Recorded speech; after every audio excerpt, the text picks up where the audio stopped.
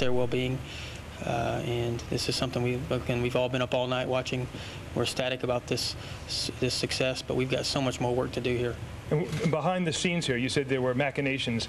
Tell me what was going on here at the time that word began to spread that, in fact, the rescue operation was underway. Well, we kept it very quiet. A small circle of people knew about it. It was important to do that for operational security. Once they achieved success, success has many fathers, as they say, so everyone wanted to know about it, and it didn't take long for it to leak. We tried to come out as soon as possible to tell the press, to allow General Brooks to speak to you here. And I know you guys had the story and held it for operational security, so thank you for that. What a piece of responsible journalism from Fox News to do that. We certainly appreciate that. But, you know, we try to get these things out as quickly as possible, but we had to make sure her family was notified and make sure that some of the basic things were taken care of. Thank you very much, Jim Wilkinson, spokesman for CENTCOM. And Bill, very quickly, just to repeat for those just joining us, 19-year-old Jessica Lynch, who is technically missing in action, was rescued just a few hours ago by coalition forces. She is now safe, we are told. She was injured, but her family has been notified, and people here at CENTCOM are tonight really grinning ear to ear. That's the latest from Doha. Okay, David, thank you very much. And obviously, any good news with all of the nonsense that we're hearing? I mean, I can't, Colonel, you and I have talked about this before. We did the Talking Points memo on a major American newspaper, and I am just staggered that at this time in our history, this is, I mean, I can't get across how serious this is for all of us. And I'm not saying that we should root or we shouldn't be critical, but these kinds of things, these kinds of direct, I hate my country things. Can't you just shut up for 3 weeks and then say you hate your country, you know? Yeah, to me, it's yellow journalism. It's irresponsible journalism. It goes to the Peter Arnett issue. You know, these people are kind of stupid. I mean, I'm not sure what Cher expects, and probably that's one of the few newspapers in the world, this country, that would print it. I have an equal problem, though, with former officers who served 30, 35 years, great combat leaders who know that you don't badmouth the guy you just left, particularly another operation like this. And unfortunately for me, it's mostly Army and some Air Force. Yeah. And they have agendas. And Cher... Central Iraq, but the fighting comes with more controversy as Iraq continues to claim civilians are being killed. Pentagon, however, is not giving those claims much weight as huge explosions again hit the Iraqi capital. Channel 2's John Fowler continues our coverage. Massive explosions shook Baghdad tonight. Coalition commanders say Iraqi air defenses are too weak now to prevent round-the-clock bombing anywhere in Iraq. And despite thousands of bombs and missiles, reporters in Baghdad say damage has been stunningly confined to military targets. This building was destroyed while a hospital 20 yards away was untouched. The protests by Iraq that coalition bombs are killing civilians were dismissed this evening by the Pentagon. The concern ought to be for the viciousness of the regime of Saddam Hussein and the number of people they kill every single day with these execution death squads that they have roving the country. The dark days are probably coming for the dark side, and Saddam's regime has more dark days ahead than we do. Watch the Iraqi troops on this ridge north of Baghdad. The heaviest bombardments yet slammed into Iraqi positions today north and south of the capital. Coalition leaders say relentless airstrikes are destroying Iraqi artillery, armor, and resupply lines. In southern Iraq, U.S. helicopter gunships attacked Iraqi militia hiding in buildings in the outskirts of Basra, and U.S. Marines then knocked down doors to root them out. These troops know their technological advantage evaporates in urban combat. The coalition continues to rely on long-range artillery and standoff weapons when possible. The U.S. also says soldiers shot another civilian driver today who they say would not stop at a checkpoint. They say they found no wrongdoing in yesterday's killing of as many as 10 civilians. While we regret the loss of any civilian lives, at this point they remain unavoidable, as they have been throughout history. U.S. Army Rangers staged what were called devastating night attacks on Iraqi positions in central Iraq. Some are trying to find an Iraqi general nicknamed Chemical Ali, said to have ordered the use of chemical munitions. Troops found these missiles on a truck and storehouses containing tons and tons of weapons, all revealed by Iraqis apparently eager to end the current regime. British troops say more and more Iraqis are giving up, including members of the feared Fedayeen militia. And the biggest problem in southern Iraq tonight, they say, is controlling the crowds, clamoring for food supplies coalition forces are handing out. John Fowler, KTVU, Channel 2 News. While coalition forces continue the relentless pounding of Iraqi troops in positions, a question that was raised moments after the first precision bombs fell on Baghdad still remains. Is Saddam Hussein still alive? Channel 2's Rita Williams looks into an event today that has more and more people wondering who is in command in Baghdad. British and American tanks may be destroying pictures of Iraq's President Saddam Hussein, but U.S. officials are having a much harder time trying to figure out whether they've killed the man himself. When the president refers or other people in the administration refer to Saddam Hussein this or Saddam Hussein that, it's almost now a generalized term for the Iraqi regime because we don't know if he's alive or dead. Speculation deepened today when Iraqi officials announced Saddam Hussein would be making an important speech. But instead of the president, his information minister read a speech for him. Long live Iraq. Let's go and do jihad. Long live our nation. God is great, and they will be the losers, the evils, the criminals.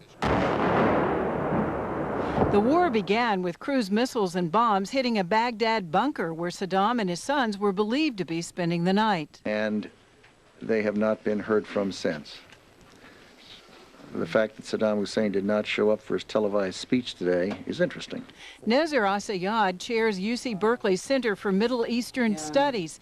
He says Americans should realize that the Iraqi president, just like the U.S. president, does not usually write his own speeches. So it's hard to read too much into the fact this speech invoked God 18 times and called for a jihad or holy war of resistance, somewhat unusual for the leader of a secular socialist state.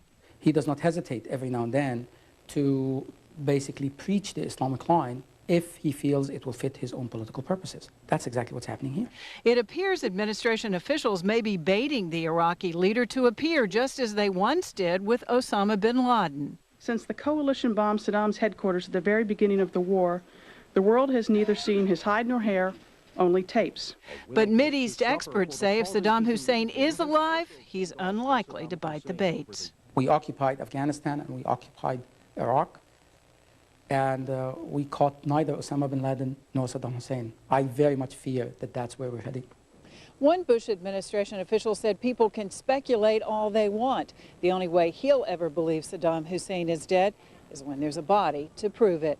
In Berkeley, Rita Williams, KTVU, Channel 2 News. For families with a loved one fighting this war, the news of battles and troop casualties is agonizing. Every time the doorbell or the phone rings, their hearts must skip a beat. Tonight, some women who are each going through this ordeal gathered together so that they wouldn't have to experience it alone. Channel 2's Bob McKenzie is in Novato. He has their story. Bob? Leslie, we're at the Bayside Community Church in Novato, where every Tuesday night there's a meeting. The informal group calls itself Operation Mom. The women who meet here aren't all moms, but they all have a soldier in the war, a son or a brother, a husband, a sweetheart. They meet to steady one another, to ease some of their fear by sharing photographs and feelings. This meeting began when one mom read a poem written by a soldier. We walked the path to where we are at, and we want no choice other than that. So when you rally your groups to complain, take a look in the back of your brain. In order for the flag you love to fly, wars must be fought and young men must die. We came here to fight for the ones we hold dear. If that's not respected, we would rather stay here. We see death on the television, on the war, scenes. We see them dying.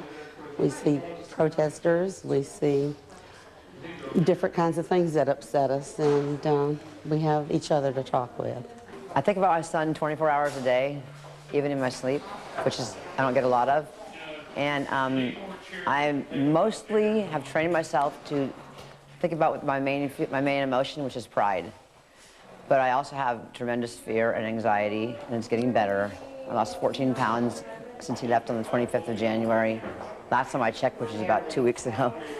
And I have a lot of fear, but the main emotion I'm feeling is pride. He's my hero, and these are his dog tags. I know he's a great Marine, and he knows what he's doing. You miss him? Terribly. How do you deal with that? Lately, it's just spent a lot of time with God and just with his pictures, writing letters and talking to his pictures. Does it help to talk to these other women? Yes. What does that do for you? Just puts it in perspective that I'm not the only one in this, and that there's millions of other moms, sisters, family, whatever else they might be, in the same situation we are. We have such a tremendous bond now, all of us. We're going through many of the same emotions on a day-to-day basis, and we now have someone that we can call if we're having a bad day. And we get a lot of understanding here. Husbands are invited to the meetings too, and a few of them showed up tonight. That last lady, by the way, Susan Cunliffe, has 2 sons in Iraq, both in the thick of the action. The elder son is a career soldier. She's hoping the younger son picks another career. Okay, Bob McKenzie. Thank you, Bob. There is much more straight ahead on tonight's 10 o'clock news. An entire airplane is quarantined for a time at a Bay Area airport over fears of a disease that is spreading. We'll tell you what medical crews found. Fears about that disease, SARS, are spreading across the Bay Area, prompting a run on certain protective gear. Traditions live on in Oakland tonight. We have a live report as the A's open their season. And thousands of demonstrators surround the Supreme Court as the justices consider what some people call the most important case on race in a quarter of a century. 10 o'clock news continues in 90 seconds. Mr.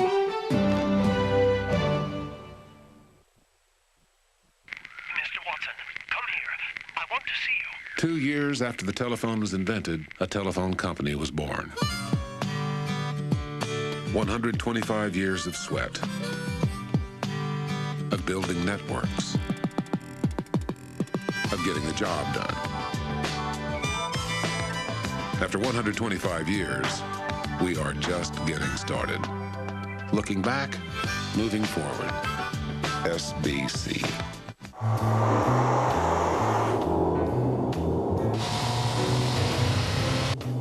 Well, it's a marvelous night for a moon dance with the stars up above in your eyes. Fantabulous night to make romance. 315 horsepower, all-wheel drive, and utility when you need it. The night's magic seemed to win. The new Infiniti FX45.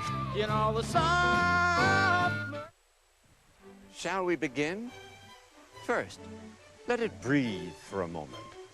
Then draw in the bouquet.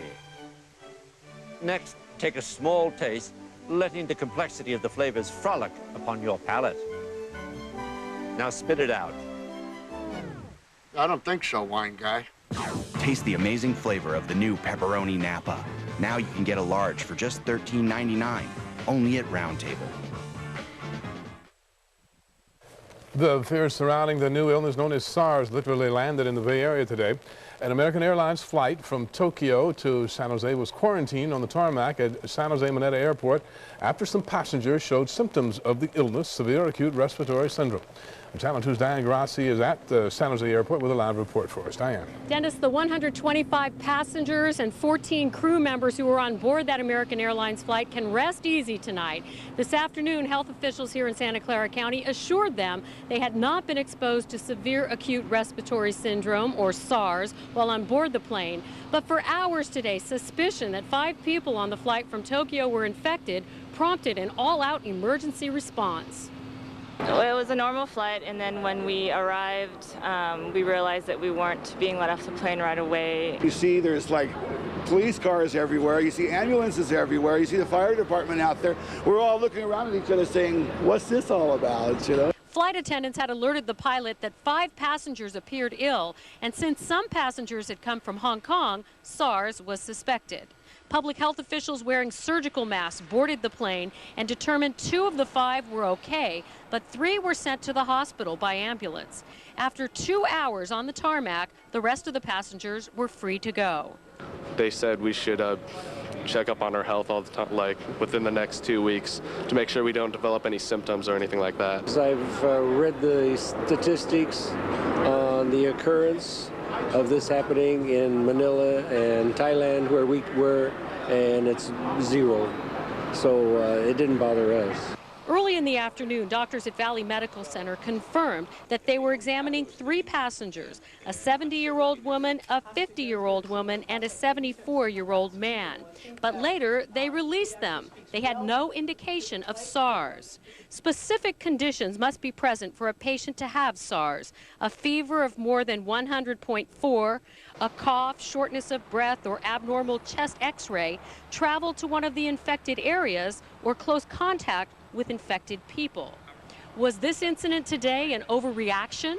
I think looking back, it was not necessary, but given the big responsibility that they have and their inability to be sure that there was not a problem, that they acted responsibly. I would not say it was overkill. I mean, we take it very seriously, a medical response in this case. I mean, again, I think we're happy with the response. We're even more happy that the outcome of this thing. All of this delayed the American Airlines plane departing on its continuing flight to Las Vegas by several hours this afternoon. The plane had to be sanitized here on the tarmac before it could go anywhere. And if you'd like more information on the symptoms of SARS, you can access our website. That's ktvu.com. Live in San Jose, Diane Garazzi, KTVU, Channel 2 News. All right, Diane, thank you. Bay Area airports are not the only places where fears of SARS are prompting people to take action. There are signs of people around the Bay Area getting very concerned. KTVU Channel 2 reporter Ken Wayne is in San Francisco. Says it'll change your life. And you say, I know. You don't know. Life is full of surprises. Hey, check this out. She's not supposed to roll over till next month, and she just rolled over. You learn as you go. We actually watched a movie last Friday. I'm gonna buy this. Honey, she's 3 months old. Yeah, but this is the bomb. Everything we do is about connecting you to the stuff you love most. Comcast.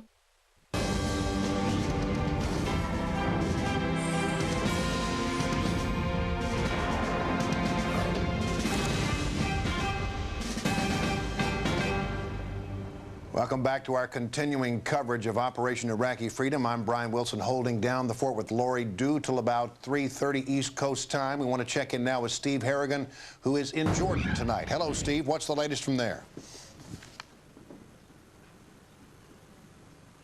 Brian, as coalition forces continue to move closer to the Iraqi capital, Baghdad itself was pounded from the air. 6 huge explosions in Baghdad overnight. Now, most of those explosions were targeted at government ministry buildings on the banks of the Tigris River. Those bombings continued through the morning. Some white smoke coming up from government buildings even as late as this morning. In the meantime, U.S. forces have encircled the key town of Karbala. That is the last hurdle on the way to Baghdad. They've encircled that town, and they continue to move north towards Baghdad. Now, the fighting around Karbala has been fierce. The ground fighting was preceded by a huge artillery assault, helicopter gunships, and warplanes taking part in that fighting as well. In the meantime, 4 Western journalists who were trapped inside a notorious Baghdad prison are now free. They were released. They crossed the border late last night here into Jordan. Here's what one of those Western journalists had to say. We were in Abu Ghraib prison for 7 or 8 days. There were no specific charges. It wasn't much fun, but we were not physically hurt, and we were very happy to be out. But the single most important thing is that we understand that there were many people who were trying their very hardest to get us out, and I think I speak for everyone that we're all incredibly grateful. Finally, Saddam Hussein was supposed to give a speech last night. There was no sign of Saddam Hussein. Instead, his information minister read out a statement. That statement again called for a jihad or holy war against coalition forces. It also promised the reward of paradise to any Iraqi who is killed in the fighting. Brian, back to you. All right, Steve Harrigan, there is so much going on the battlefield now. We need to check in with Lieutenant Colonel Bob Maginnis, a U.S. Army retired, going to give us a chalk talk over in the war set right now. But before we go to Lieutenant Colonel Bob Maginnis, let me just run through several of the headlines that are crossing the wires right now. There is just so much going on. B-52s hit northern Iraq near Mosul. U.S. Army Air Force using their very, very efficient and effective A-10 Warthogs are attacking Fedayeen near Najaf. You do not want to be on the receiving end of an A-10 Warthog. We'll get Bob Maginnis to talk about that. But the big news is the push toward Baghdad is underway. U.S. Marines have crossed the Tigris. This is the last river they needed to cross to get to Baghdad. They are near Kut now. They already took care of Karbala, which turned out to be a little easier than perhaps we thought.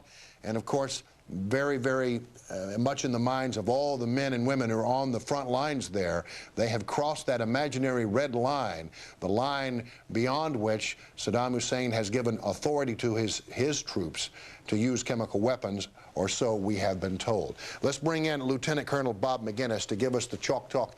Explain all that's going on there. I will, Brian. Let's go to the screenwriter. Let me first show you. This is Karbala. You mentioned, and here's Al-Qut. Now let me show you the enemy disposition. That's important. The enemy has been, the remnants of the Medina Division have been here, the Hammurabi have been here, and at least 2 brigades of the Nebuchadnezzar have been here.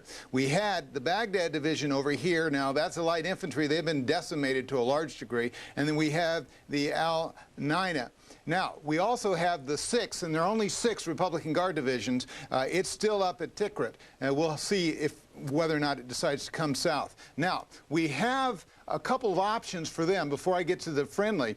They may, in fact, decide to counterattack in desperation to create casualties. And as you already indicated, the red line has been crossed. So it could be that we could begin to see chemicals used inside the red line, probably which is north of Karbala and Al-Qut, as I've described earlier. Now let me go into the blue, friendly forces.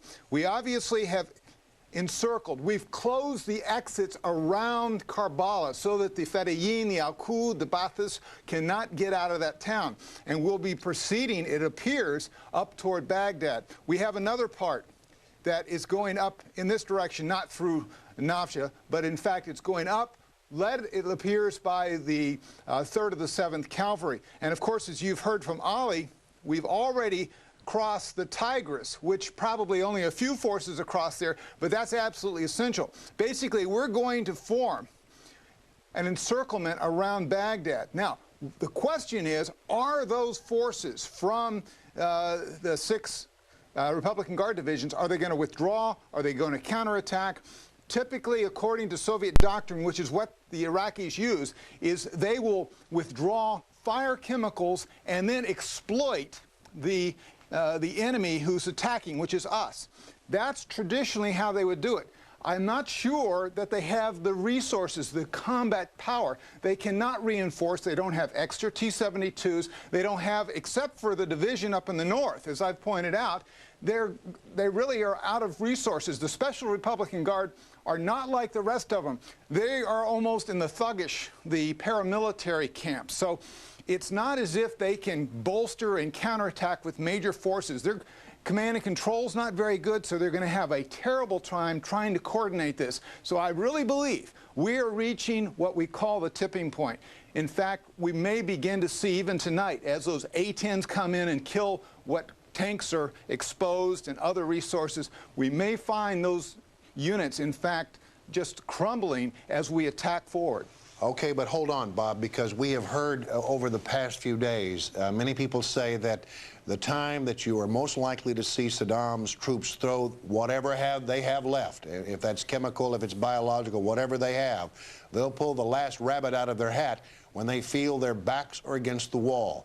They've been hammered hard for several days now. We've been told that the Republican Guard units that were south of Baghdad have been degraded by 50% or even more.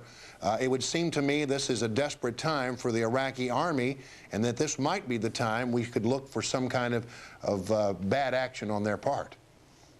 You're absolutely right, Brian. You know, it's interesting in the exile Iraqi community who I've talked to that were in the Iran-Iraq war when they used chemicals. It was always when the Iranians were about to overrun them in various places that, once again, they would withdraw, they would shoot the chemicals, and they would attack forward. This is a classic example. What is being set up around Baghdad now, where they would do precisely that. There's no doubt in my mind that they have the binary nerve agents, the mustard agents, and in fact we heard a couple days ago about these 50-gallon containers. They probably have liquefied mustard gas, and they're going to ignite them either with a 120-millimeter round out of a T-72 that will blow an entire cloud in a fairly large area across the battlefront. So I expect if they're going to do it, they're going to do it as we're moving very closely and as those troops are withdrawing into the city. Good Lord. Prayers and thoughts are with those men and women on the front line right now. Let me throw up this flyover we have of the Tigris River, because it gives us a satellite view of the Tigris River, and you can't really see it, but I guess on the right of your screen is the major highway that leads to Baghdad. The Tigris River, we are told, Lieutenant Colonel Bob Maginnis, is the last river that our forces needed to cross. They have secured some bridge crossings there, and that was a huge objective, was it not? Oh, no doubt, Brian. In order to encircle Baghdad, as we're trying to do, the Tigris, of course, goes right through the downtown Baghdad. The Euphrates is off many kilometers, miles to the west. So we had to get across there. Obviously, the Marines have already crossed there, and they're going to begin to move north and to the west, so that we have, essentially, we'll have an encirclement around. Now, a lot depends upon the resistance. Keep in mind, we are following classic mechanized warfare. That is, you hit resistance, you move around it. We did it in Nasiriyah, we did it in Najaf, we're doing it in Karbala, and we'll continue. That's where you bring the 82nd in and the 101st to basically clean up all these renegades, the Fedayeen and so forth, the technicals that are out there with these 50 caliber type weapons. Bob Maginnis, thank you very much. A tense time and a very key time. The siege of Baghdad is beginning. We'll be back with you a little bit later. Let's go back to New York now and Lori Dew. Thanks, Brian. Well, Fox News military analyst Captain David Christian, U.S. Army retired, joins me here in New York to talk more about this. So some great news tonight. Looks like we have crossed the Tigris. We just talked to Ali North. The 1st Marines are in there. The last bridge we needed. Looks like we're on our way to Baghdad. We know where our guys are, but what about the Republican Guard forces? What are they likely to do, and how do we determine the condition of those forces? As Bob articulated, you know, the difference in terms of the chokehold is now on Baghdad's coming in, with the Marines crossing and bridging the Tigris with both the bridge and, as you indicated, with the pontoon bridge that they established over the canal there. Both situations, so we have a contingency there just in case they blew the bridge as our Marines were coming across. So we're now going to the east, we're going to the southeast, and coming into the north. We're coming down, moving from the 101st is coming up, the 173rd is in the north, the 1st Marines are out there in the east. We have the Rangers and we have our Special Ops. Everybody's coming together, the 3rd Infantry, 3rd ID.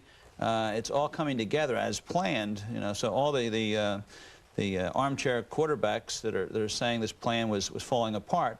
As we were going into just the 2nd week of the war, we're starting to see that we may be encircling Baghdad. And then the question that you have in reference to the Republican Guards, right, will they blow these chemicals? Well, blowing chemicals is a dangerous thing on the battlefield because you cannot control the wind, and it's more dangerous to the Republican Guard than it is to our forces. Our forces actually have the equipment.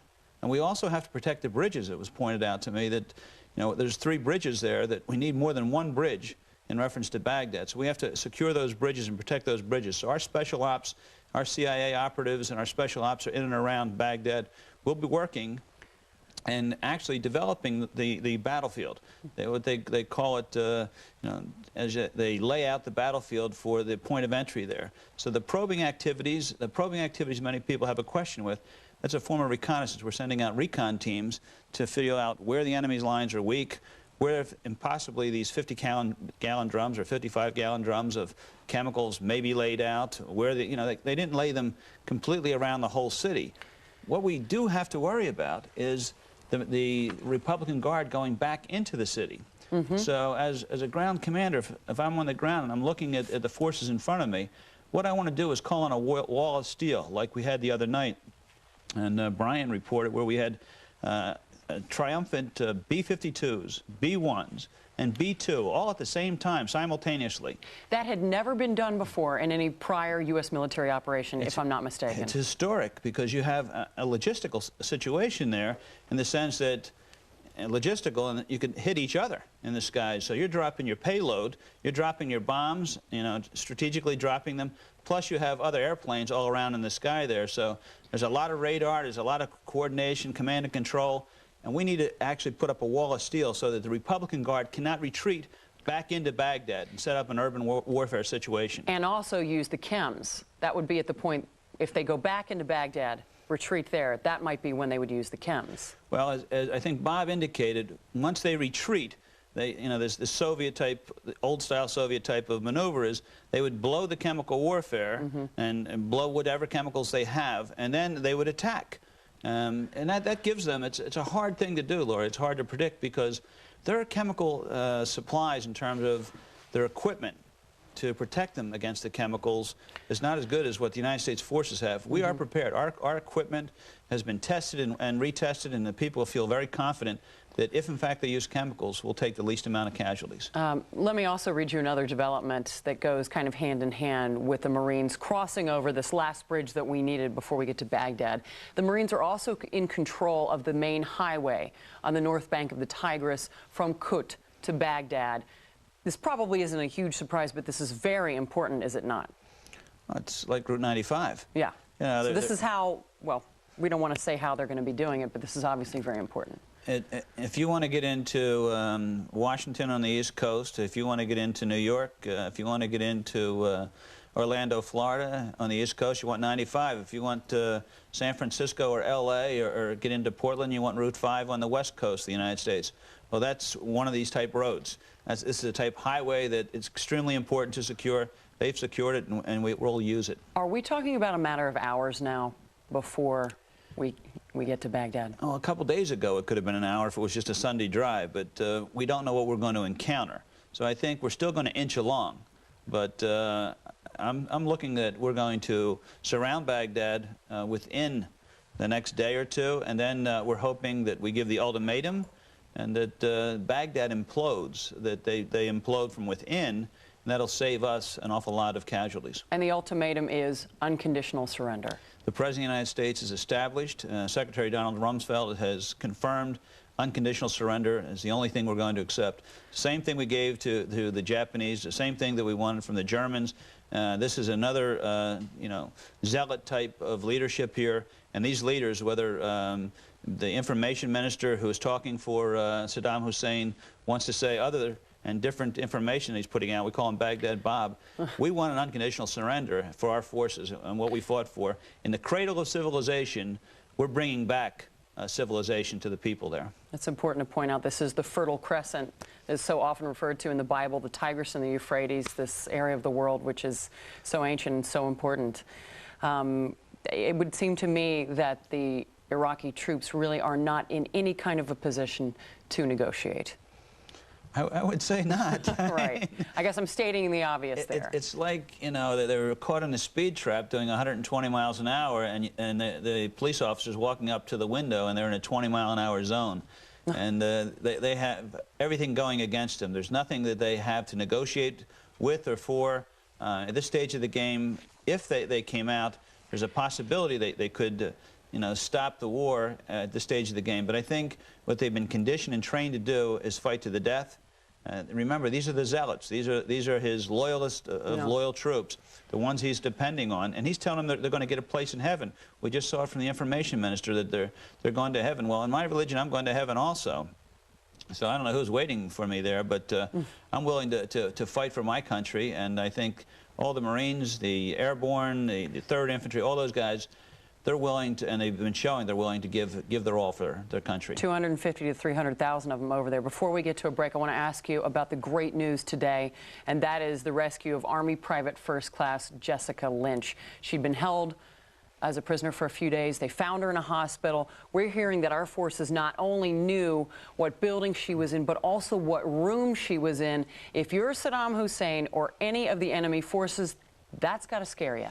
It's got to scare you in two things. One, while we were doing this rescue operation with the Navy SEALs and our special forces were in there doing the rescue operation, the Marines set up a secondary attack in Nasiriyah on the bridge. And they also attacked the Ba'ath Party headquarters. And all this diversionary tactics took the attention away from the hospital where this POW was located. But it was such a euphoric feeling, and it's a euphoric feeling for the people in the field. When they get the news that we don't leave our dead, we don't leave our wounded, and we don't leave our POWs. We're going after them. And it's an euphoric feeling for the people in West Virginia, I'm sure. Oh, yes. Was the key here good intelligence on the ground? The key to success in all battles is intelligence. And you need that intelligence. And ground intelligence is the best intelligence you can get. And we were very fortunate this time around because the U.S. government worked with CIA operatives that shared intelligence with our special forces, which shared it with the U.S. military. Well, we're awfully glad she's back in our hands, and congratulations to her family in West Virginia. We're going to take a short break. We'll have more with Captain Christian. We will also have more with Bob McGinnis. We will also be bringing in Fox News senior analyst Mansour Ijaz. He's going to be talking about the Turkey question and a whole lot more. Brian Wilson and I will be back in a couple of minutes, so stay right where you are.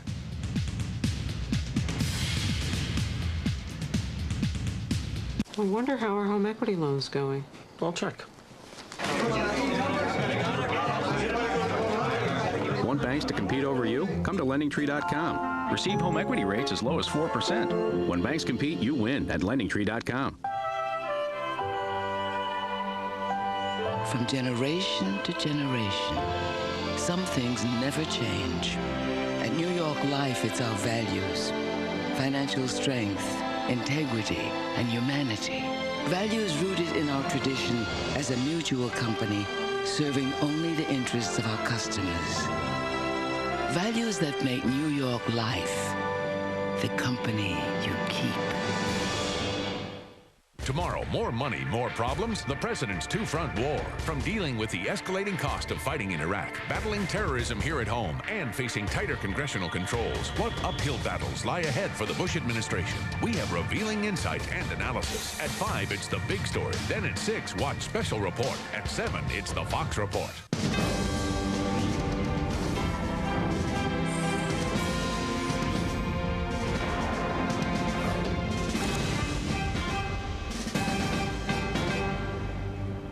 Hello, everyone. Brian Wilson in Washington. I'm joined this evening by Lori Dew in New York. We're doing that Huntley-Brinkley thing, the split city reporting, but we're also bringing you news from around the region.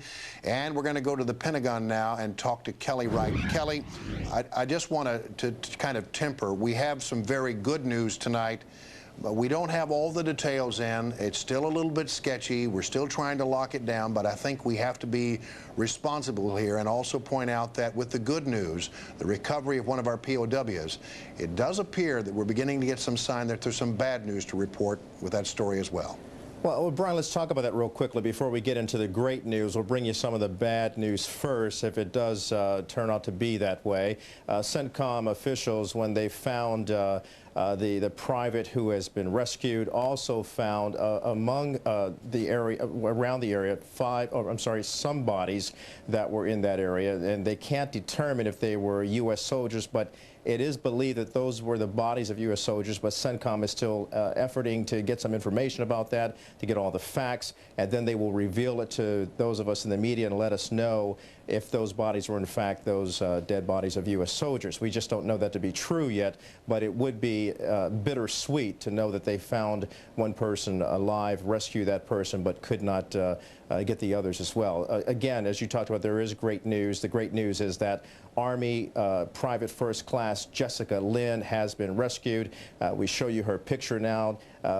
She is with the 507th Maintenance Company out of Fort Hood, Texas, Fort Bliss, Texas, that is. She had been missing with 11 other U.S. soldiers from the 507th Maintenance Company, but she was not one of the 5 POWs from the 507th who were seen on Iraqi TV. We are told that she's recovering from gunshot wounds. In her hometown of Palestine, West Virginia, as you can imagine, there are tears of joy for Lynch's family members who say Their greatest prayer has been answered. Defense officials say some bodies, as we mentioned, were found around her. We are still awaiting word from CENTCOM about all the details about that. Meantime, let's go to the battlefield. U.S. forces there are involved in the first major offensive towards Baghdad, a key objective in the advance to Baghdad. The Karbala battle is taking place on one of 3 south to northern routes that coalition forces are using to encircle Baghdad. There are reports that Karbala has been encircled, and the U.S. soldiers are moving farther north now.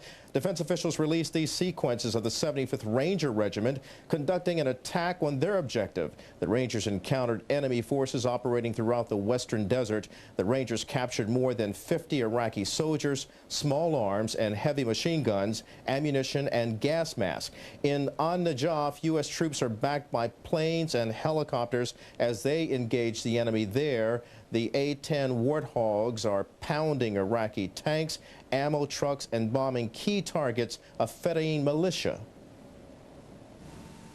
With each passing day, more regime targets are being hit, and more coalition forces are pouring into the country.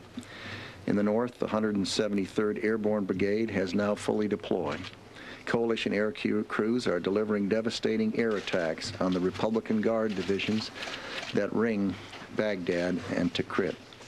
Coalition forces are coming from the north, they're coming from the south, and they're coming from the west. And the circle is closing. Now, you heard Mr. Rumsfeld say the circle is closing, and he also talked about how forces are coming in from the north, the coalition forces. In the north, we are getting reports now that B-52 bombers have unloaded on Mosul, as well as a small town near Mosul. Again, we're seeing that the north is being pounded. The 173rd Army Brigade is there making its way, working with Kurdish rebels into that area to bring the attack down from the north. We are seeing that Baghdad is about to be choked off. Brian?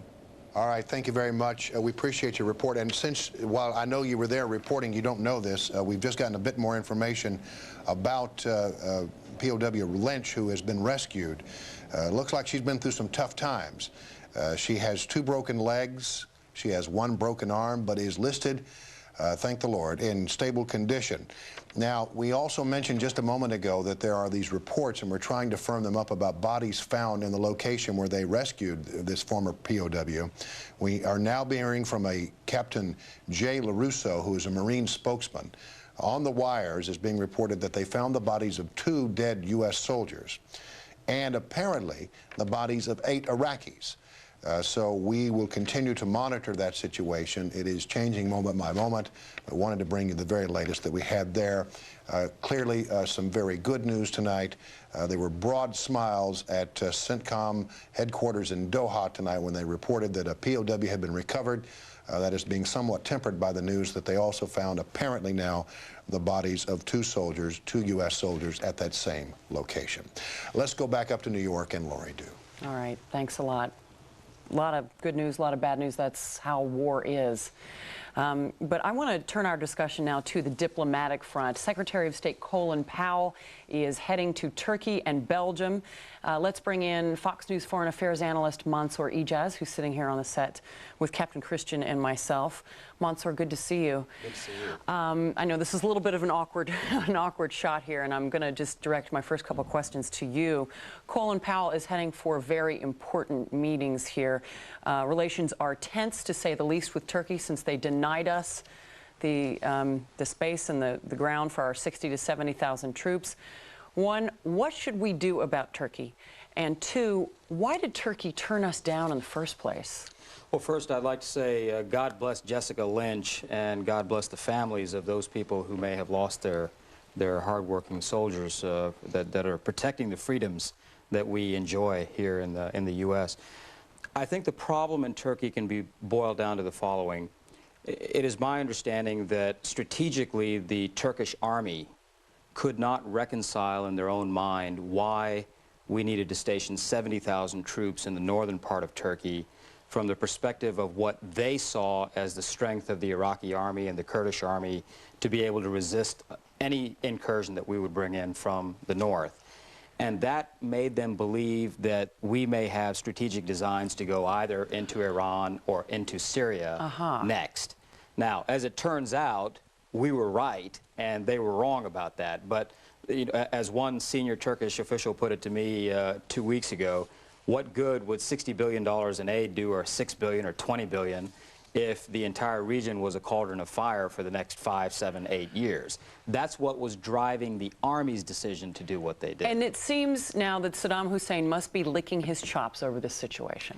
He is, and well, wherever he Ba'athist, is, if he's still alive. The Ba'athist regime is, because what they got out of this was the Turks are now being still restrained to a large extent by our diplomatic capability.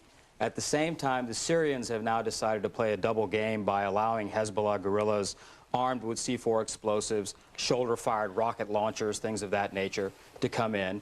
The Iranians are now harboring al-Qaeda terrorists in the north that fled the bombardment of their Ansar al-Islam camps up there. And all of a sudden, before you know it, you know, Iraq's neighbors, unwittingly or wittingly, are helping Iraq to try and encircle our troops behind the lines. And now we're seeing a lot of protests in neighboring countries like Egypt and Jordan. Hosni Mubarak even admitted yesterday that the U.S. attacks on Iraq might be creating 100 Osama bin Ladens. This is scary stuff. Yeah. I mean, these are rhetorical comments made by leaders to satisfy domestic political constituencies and so forth. But there is a realistic problem here, and that is that the Arab street, you know, the Arab world today is divided into three sort of categories or classes of people. You have the palace that runs these various countries, these emirates and sheikdoms and so forth. You have the street, which is a large body of the populations. And then you have the basement, which are these either baby bin Ladens or full-grown bin Ladens that are out there doing what they're doing. The issue for the United States is, can we go in there surgically, quickly, with great effectiveness, do what we intended to do, get the weapons of mass destruction out of there, show the world what Saddam was doing in a bad way, ensure that the al-Qaeda terrorists operating there will not get away with it, and then prevent further of those people from the street falling into the basement. That's what we've got to be able to do. Well, and I think we're well on our way to doing it. Mansour Ijaz, we're going to ask you to stand by. We'll be coming to you a bit later. And we're seeing that the Marines have crossed the Tigris. That was the last bridge that needed to be crossed to get into Baghdad. We're seeing activity in the north and the south, Najaf, Mosul, everywhere. Stay with us. We'll have more Fox News coverage right after this.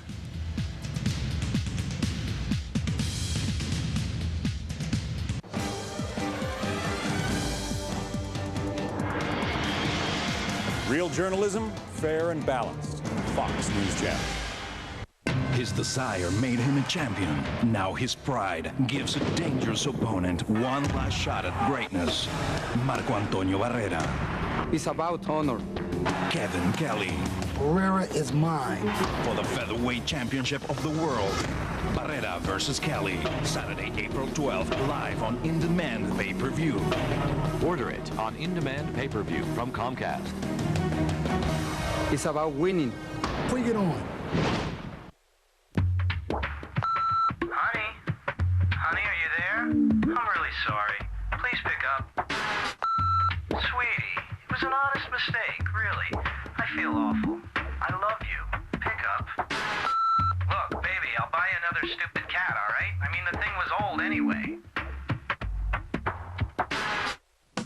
With so many movies, there's always one that fits your attitude. Comcast Digital Cable. Your life connected. Before it's earned, our money's all been spent. Hey, I got you, babe. Drums keep pounding a rhythm to the brain. This is the only Cher collection spanning her entire career, including Sonny and Cher and all her incredible hits.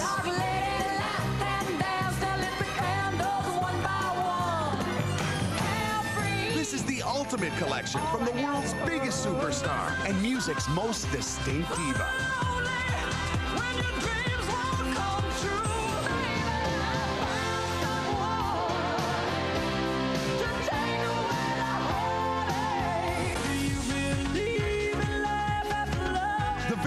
Of Cher, the special farewell edition. Please call the number on your screen or send $18.98 plus $4.95 shipping and handling to the address shown. Order now.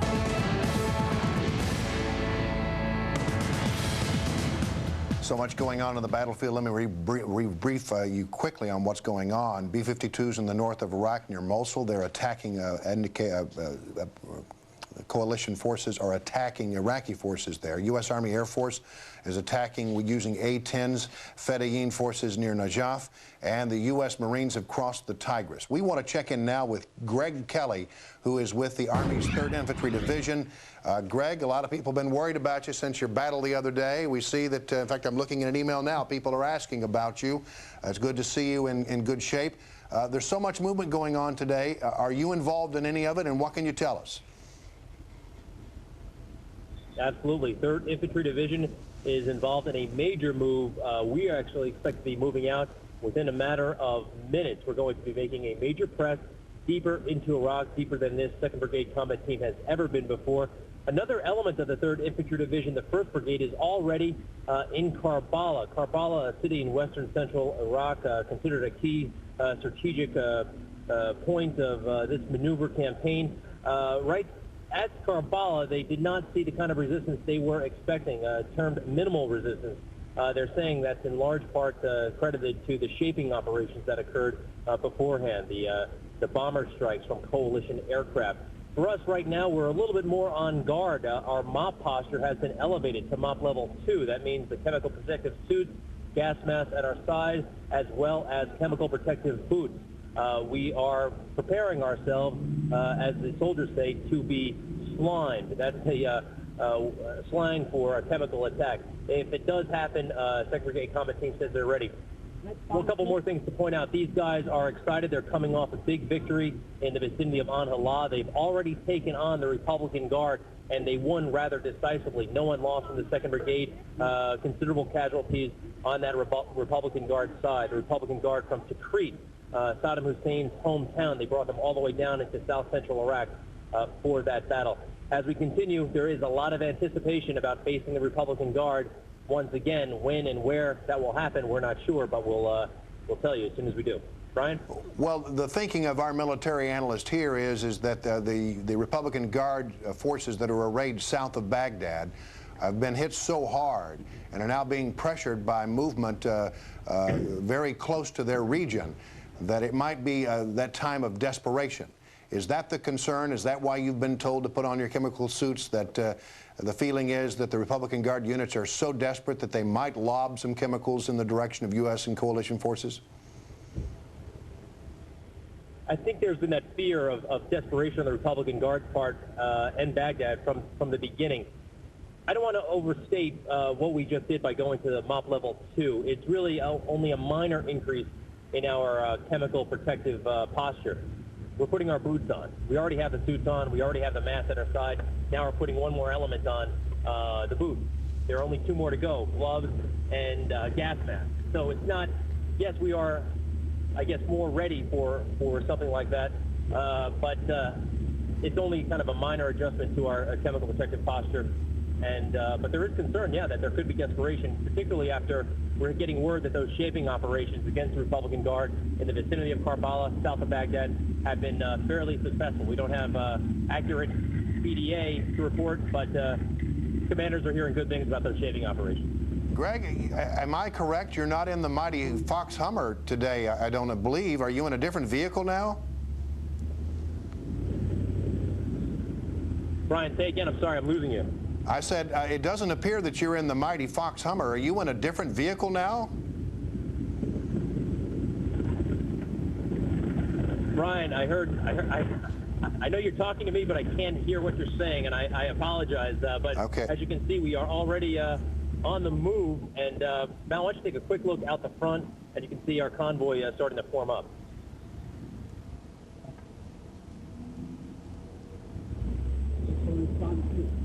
Greg, describe the scene that you see there in front of you. We're starting to see tanks and armored personnel units in front of you. Go ahead.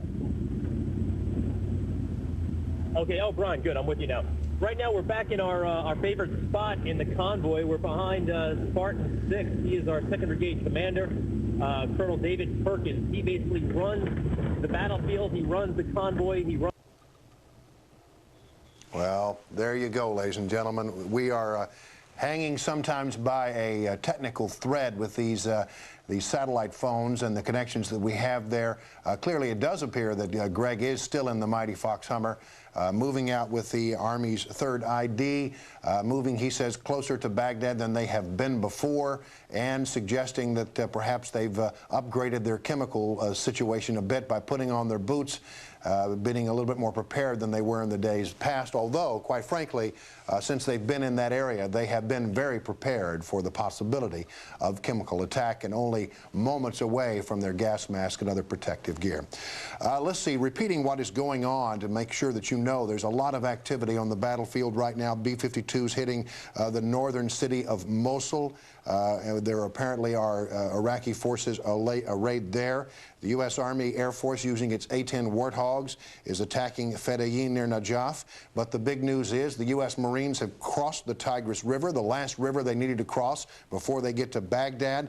And that means, of course, they are a bit concerned because they are getting very close to that red line, the red line that they've been very concerned about, that when they cross it, Saddam's troops might unleash chemical weapons. A very tense time, but so far tonight, it sounds like things are going well and that the U.S. troops are making good progress in trying to slice through these Iraqi forces. I'm Brian Wilson in Washington. We're going to take a commercial break. We'll be back in just a moment. You are watching Fox News' continuing coverage of Operation Iraqi Freedom. Stay with us, everyone. We'll be right back.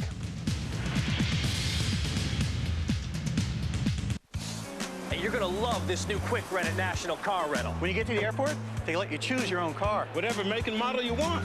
Whatever color you want. You can walk right past the counter. And you don't stand in any lines. All you need is a major credit card and access to the internet. You rent online at nationalcar.com. They ought to call it quick and easy. Bypass the counter. You don't have to stand in line. Choose your own car. Click, click, click on the computer. It's all about me, Rent. Huh? Choose the rental car company that lets you choose your own car. Quick Rent at nationalcar.com. My grandfather started the business back in 1923. Figured everybody likes ice cream, so that might be a pretty good way to make a living. This is where we mix and prepare the ingredients for the ice cream. Who can guess what we keep in here? That's right. Got to keep it cold in here.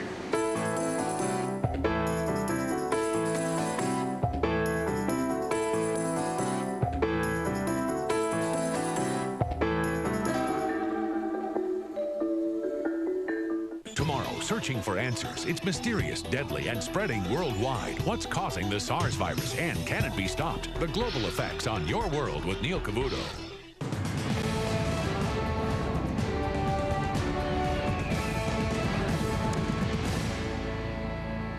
Hello, everybody. It is 2 a.m. in the east, 11 p.m. out west, and 10 a.m. in Baghdad. Hello, I'm Lori Doom in New York, joined in a moment by Brian Wilson in Washington. For those of you just joining us, we want to give you a wrap-up of the day's events in Operation Iraqi Freedom, and it is certainly a very busy time as we speak. U.S. forces are on the road to Baghdad. U.S. forces encircling and then secured the city of Karbala and are now advancing north toward the Iraqi capital. Now, recent reports are saying that U.S. troops have been bombarding the city of Al-Qut and have crossed the Tigris River on the way to Baghdad. This was the last big bridge that the U.S. forces needed before hitting Baghdad. We can also tell you that U.S. forces are attacking Fedayeen in Najaf, and B-52s are hitting from near Mosul in the north. Our coalition warplanes also preparing for a most definite attack on Baghdad with more heavy bombing. As I said just a second ago, there are attacks in Najaf and Mosul, and huge explosions were reported in the city, and smoke was seen rising from the old palace, which had been a home to the Iraqi Republican Guard. Now, U.S. Marines also staged a nighttime raid several hours ago in the town of Nasiriyah, while British and American warplanes dropped bombs on Iraqi intelligence targets in the southern city of Basra. So we've got operations in the north, south, east, and west. Also, some major news coming this evening from CENTCOM headquarters in Qatar, where officials announced earlier tonight that Jessica Lynch, an American POW, just a teenager, was rescued. Let's go now to CENTCOM headquarters, where Mike Tobin is standing by with the latest on all the developments. Gee, Mike, there's so much to keep up with today. If you would, tell us what's going on. Well, we'll start with this area that's now being called the Zone of Action Triangle, forming a triangle to the south of Baghdad and extending all the way south to a point down at Basra. Major advances on the ground there. You heard it first from Colonel Oliver North, who's traveling with the 1st Marine Expeditionary Force, that they have crossed over to the east side of the Tigris River. One Marine officer who was out there on the scene was quoted as saying, "That's the last big bridge we needed for the advance on Baghdad." He also said the Baghdad ranks of the Republican Guard were irrelevant. It's not clear if that means they were bombed to smithereens and weren't able to fight anymore, if they chose not to fight, or were in a position where they didn't engage the Marines as they crossed over the river. But that same Marine officer says that the U.S. Marines, the 1st Marine Expeditionary Force, now owns the highway all the way from Al-Qut to Baghdad.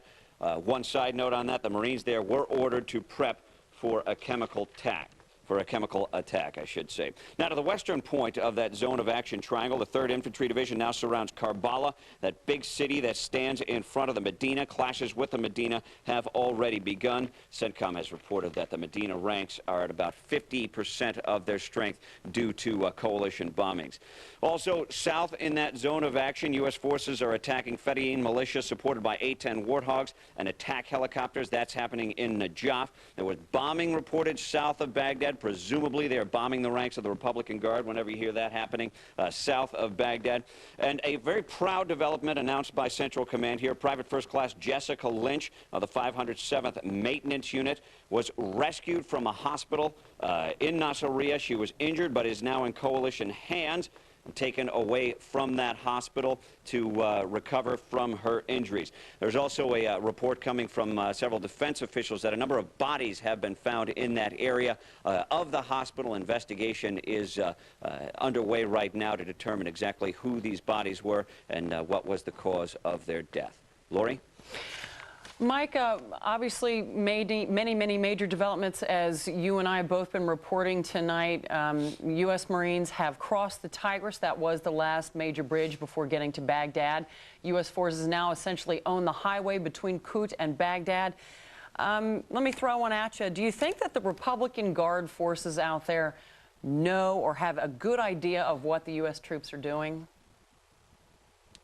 What Brigadier General Brooks says is he sees the Republican Guard forces repositioning. It could be for a number of reasons. They could be gaining intelligence, whether just from people on the ground, whether from watching news, whatever, to get a rough idea of where the U.S. forces are going, where they are advancing, and some of the Republican Guard ranks are repositioning themselves. It's also quite possibly just basic survivability. They get into bad situations. They end up isolated because the strength around them has been bombed out of existence, so they have to go somewhere to find a little safety in numbers. But they do see some repositioning of the Republican Guard ranks. The degree to which they have intelligence about what the U.S. forces are doing is really unknown by CENTCOM right now. Lori? Well, speaking of intelligence of a different kind, it obviously took some pretty darn good intelligence on the ground for U.S. forces to go in there and conduct this daring rescue of Jessica Lynch. What are they saying about that in CENTCOM?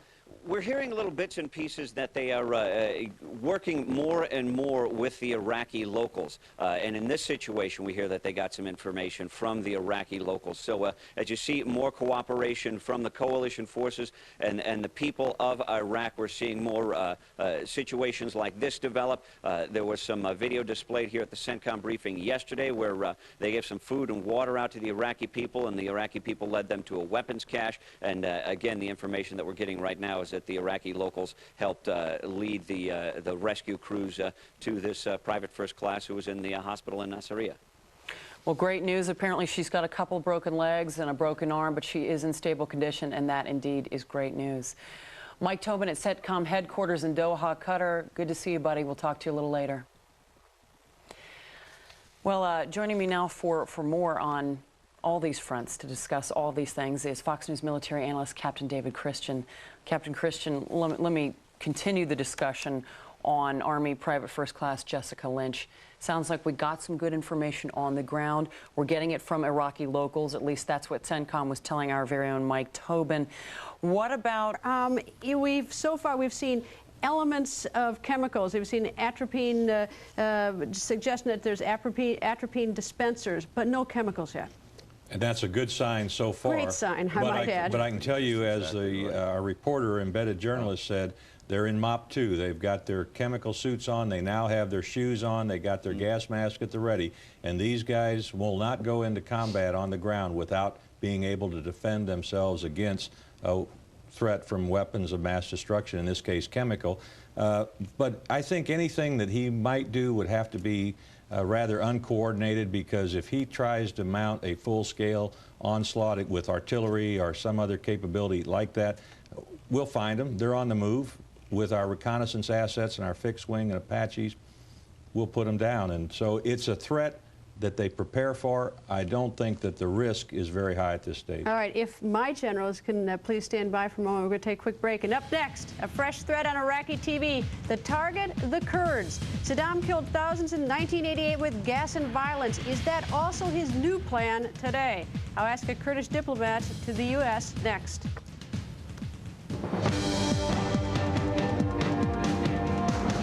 Segmented take and Fox Kuwait. We want Fox News. Hoorah!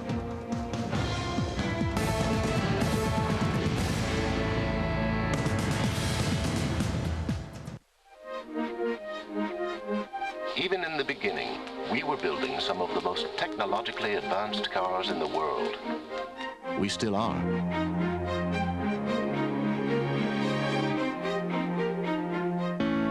How do you invest to help secure your future? You start with your dreams. And Edward Jones. My life, my world, it all begins with a dream. Edward Jones. Tomorrow at exactly 6:02 a.m., a cargo jet will fly through this airspace. At 11 a.m., a shipment of soccer cleats will immediately clear customs. And at 1:32 a.m., a critical part will be delivered to this refinery to keep it running. Only one company in the world is synchronized enough to make all these things happen. UPS. Commerce. Synchronized. Hey, you're gonna love this new quick rent at National Car Rental. When you get to the airport, they let you choose your own car. Whatever make and model you want. Whatever color you want. You can walk right past the counter. And you don't stand in any lines. All you need is a major credit card and access to the internet. You rent online at nationalcar.com. They ought to call it quick and easy. Bypass the counter. You don't have to stand in line. Choose your own car. Click, click, click on the computer. It's all about me, Rent. Huh? Choose the rental car company that lets you choose your own car. Quick Rent at nationalcar.com. I'm Aaron Yoham aboard Harry S. Truman, VS-22 Squadron. Doing good out here. I'd like to say hi to my mom and dad, my brother and my sister. Hopefully I'll be home soon.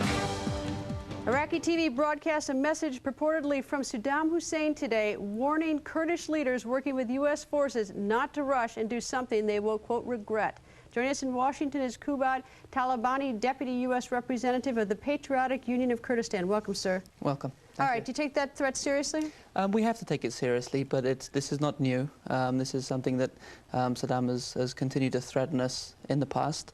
But it is an imminent threat for our people because we are the least prepared for any kind of chemical or biological attack on our people. Give me an idea, how big, when you talk about your people, how many people are we talking about in that area? We're talking about an area that consists of around 4 million people.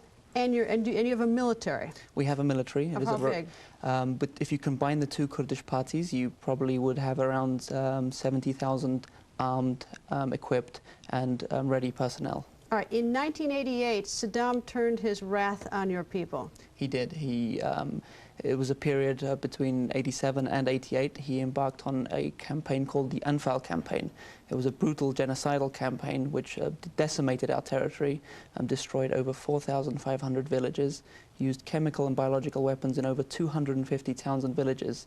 Over 180,000 people were killed, or we don't know their whereabouts today. We presume that they are dead. One of the points of doing that, one of his vicious goals, was to move Kurds out of the oil-rich areas, Kirkuk and Mosul, in order to put his people, his allies, in that area and push you into the less oil oil-rich areas, right? That's correct. This is actually a policy of genocide that successive Iraqi regimes have been embarking on. But really, for the past 30, 40 years, they have been forcibly evicting Kurds, Turkmens, and Assyrians from regions within Iraqi Kurdistan, replacing them with Arab settlers from the south and center of the country. Since the military action began, since the coalition forces started this, have the Kurds experienced any of Saddam's military? We have been shelled by artillery across the front lines. It has been sporadic, but we're noticing an increase in the shelling. Yesterday, 2 people were actually killed in the town of Kufri. We had reports today of continued shelling and more casualties. Are the people happy the Americans and the Brits are doing this? I mean, or is there still some element of distrust? I know that there's an unfortunate 12-year history that's not exactly the most attractive one. I cannot think of a place, I cannot think of another place where the United States would be more welcome than in Iraqi Kurdistan. People are grateful for the United States protection in the no-fly zones for all these years now. It has been this protection that has allowed us to flourish and to prosper the way that we have. So people they feel a sense of security when the United States is there, and we are hoping that more troops would come and bolster the northern front. So were you disappointed when Turkey would not allow that as a staging ground for about 62,000 troops? Certainly, certainly. But that was a very complex issue, and there were all kinds of concerns that we had at that time. We do feel that the Northern Front is vital to expediting the success of this mission, because there is a shorter distance to Baghdad, the terrain is more conducive to combat, and you have a large chunk of territory which is considered friendly territory. All right, Kirkuk and Mosul, the oil-rich areas, the Turks are afraid. Turkey's afraid that you're going to go grab that. The Kurds are going to go grab those oil fields. You're afraid that Turkey's going to go grab those oil fields. I mean, what is going to happen? We have reaffirmed our commitment to working within the coalition. There will not be any unilateral action on our part. We hope that there will be no unilateral action on our neighbors' parts. And I think it is a matter for us to be very clear with each other, to be very frank and very honest with each other, and not do anything that could be deemed suspicious. If we work through the coalition, work with the United States, I think we can avoid a major catastrophe. And have you seen anything suspicious? You use the term suspicious. Has Turkey done anything that would make you suspicious that they're going to step over the line into your area? Recently, the statements coming out of Ankara have been very reassuring. They have stressed that there is no need for them to come in. Also, the statements from the United States government have also been reassuring. President Bush and Secretary Powell have continually said that there is no, that they do not like the idea of Turkish troops coming in, that they will be opposed to such an idea. We were seeing a Turkish buildup of troops on the border, but that has since diminished, and we're confident that we can alleviate the concerns of Turkey. We have assured to secure Turkey's borders, and I'm confident that we can avoid a recipe for disaster. All right, there is going to be a regime change. At least I'm quite confident Saddam Hussein will be leaving in some form or another. Is it your people's desire to be part of a unified Iraq, or do you want your own country? What's your post-Saddam vision? The vision that we have put forth is to be part of a unified, democratic and federal Iraq. And the federalism is to be defined on geography, where we would still maintain our level of self-governance, but still be part of a united and democratic Iraq. As part of this federalism, we would propose handing certain powers back to the central government. Such powers should and could include foreign policy, defense policy, fiscal policy, and the issues concerning natural resources of the country. But all other local government affairs and other issues would still be retained by the local regional governments. All right, Kubad, thank you very much for joining us. Hope you'll come back. Thank you, Greta. Up next, do two out of three French people really want Iraq to win the war? In Syria, they're mad at us tonight. We're going to tell you what happened and whether it matters. Former Speaker of the House, Newt Gingrich, is here. Real First Combat Rescue, Cocoa Beach. We watch Fox News. Hi, Mom.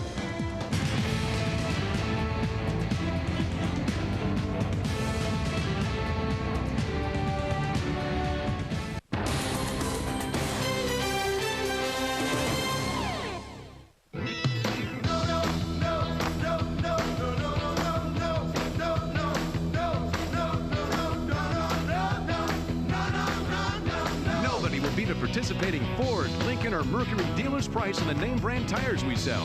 4 select tires for only $99 or less and other great deals. Plus, enter to win trips to the Caribbean or to the world premiere of the hot new movie Pirates of the Caribbean, The Curse of the Black Pearl. Come into Linda Evans for our 4-day fitness sale. Now through Thursday, pay no enrollment fee and get started for only $19 a month. Enjoy the Linda Evans Advantage for just $19 a month and no enrollment fee. Hurry, only 2 days left. Call 1-800-45-LINDA. I'm married. I'm separated. I'm engaged. I'm a widow. I'm single. I'm divorced. I'm looking. Full Gospel Church International. For people like you.